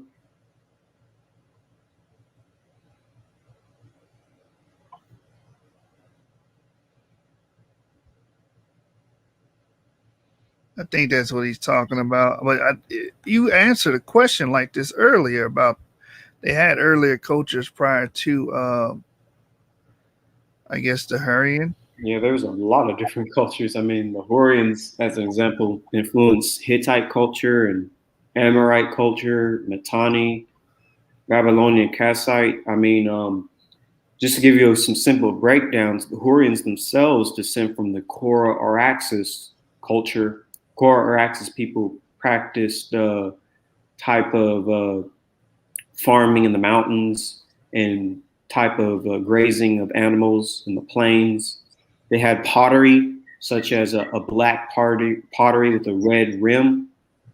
Now these are the ancestors of the Hurrians, but the Hurrians themselves, though, their culture was very interesting to another culture mentioned in the Bible. The Hurrians sacrificed people in their culture, and they practiced human, even infant sacrifice, and they had some strange things going on with them.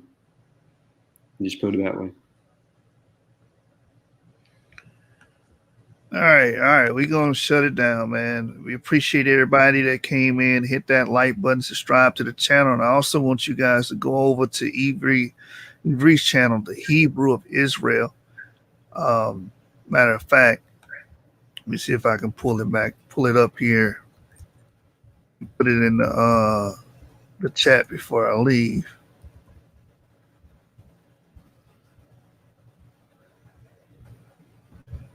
Should be in my subscriptions. Let's see.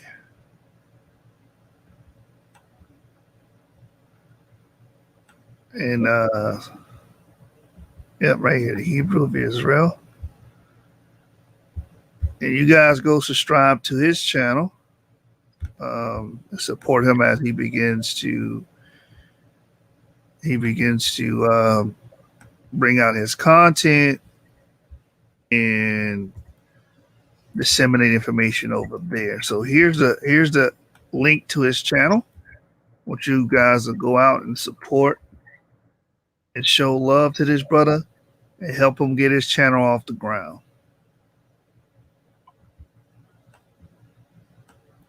All right. We're gonna bid you guys farewell.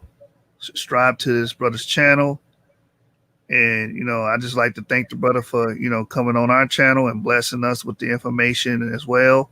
Great job, brother. This was a great presentation and a great series, man. Really appreciate it. And it was an honor to be here. Thank you for having me. All right, family. Shalom. Good night. And until next time. Shalom.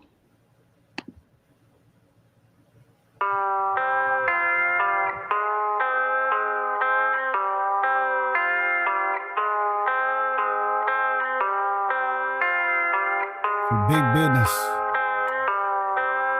RSK, let it play, boy. When I tell them I'm an Israelite, it's big business, not miniature. Serve the same thing as minister. Kill the flesh, how to finish them. These commandments, they'll sustain you. I'm surrounded by these angels. I ain't worried, I'm protected from seen and unseen dangers. When I tell them I'm an Israelite, it's big business, not miniature. Serve the same thing as minister. Kill the flesh, how to finish them. These commandments, they'll sustain you. I'm surrounded by these angels. I ain't worried, I'm protected from seen and unseen dangers. I wake up and say me a prayer, brush my teeth, babe, then I throw on some threads. Wash my face, grab a cup, pour me some yum, put on my backpack, then I'm off to the bread. I eat these devils for breakfast, gotta be careful. Whole lot of blood being shed in the streets. World is so wicked, I weep for the living, I drop a free cheer for the dead. All my white friends in my pocket, or either they loading onto this black card that I swipe. Say every time that I drop it, the verses be hitting more harder than problems of life. Rich, I collected 2 pennies from every person that willingly gave me advice. Being afraid can't exist in my spirit, I'm fearing no man but the Father in Christ. I put in work with the brothers, we stood on them corners from 10 to like 9 the same night, teaching our people the gospel, equipped with a camera, some posters, some speakers and mic. Every time that I see mama, she telling me, son, you gotta walk in the light. Christ, the bread of heaven, keep feeding my spirit, and I wanna load, not a slide. When I tell them I'm an Israelite, it's big business, not miniature. Serve the same thing as minister. Kill the flesh, how to finish them. These commandments, they'll sustain you. I'm surrounded by these angels. I ain't worried, I'm protected from seen and unseen dangers. When I tell them I'm an Israelite, it's big business, not miniature. Serve the same thing as minister. Kill the flesh, how to finish them. These commandments, they'll sustain you. I'm surrounded by these angels. I ain't worried, I'm protected from seen and unseen dangers. When I tell you I'm an Israelite, tribe of Judah, don't you take it personal. Plead the blood on these demons, we purging them. Don't entertain Jezebels, we be curving them. Ayy, I got a ribbon, she virtuous. In person, this blue life ain't virtual. I can't forget when I heard the truth. I got cut with that word, it got surgical. Conviction can lead to repentance. I pray these verses encourage you. We repented, now we on the vertical. Judah rising, see Isaiah 32. Big business, nothing minuscule. I picked up that pen back in middle school. Guard your light and take heed who you listen to. Watch your mouth and your ears and your vision too. Hashatan and Shao Kahn, won't finish you. In Mortal Kombat, this war is not physical. Gird your loins up and follow the general. Messiah is coming, that's scriptural. You gotta starve your flesh. The real war ain't even started yet. This look like a setup for a second exodus. I'm trying to be where the water at. Let's get it. When I tell them I'm an Israelite, it's big business, not miniature. Serve the same thing as minister. Kill the flesh, how to finish them. These commandments, they'll sustain you. I'm surrounded by these angels. I ain't worried, I'm protected from seen and unseen dangers. When I tell them I'm an Israelite, it's big business, not miniature. Serve the same thing as minister. Kill the flesh, how to finish them. These commandments, they'll sustain you. I'm surrounded by these angels. I ain't worried, I'm protected from seen and unseen dangers.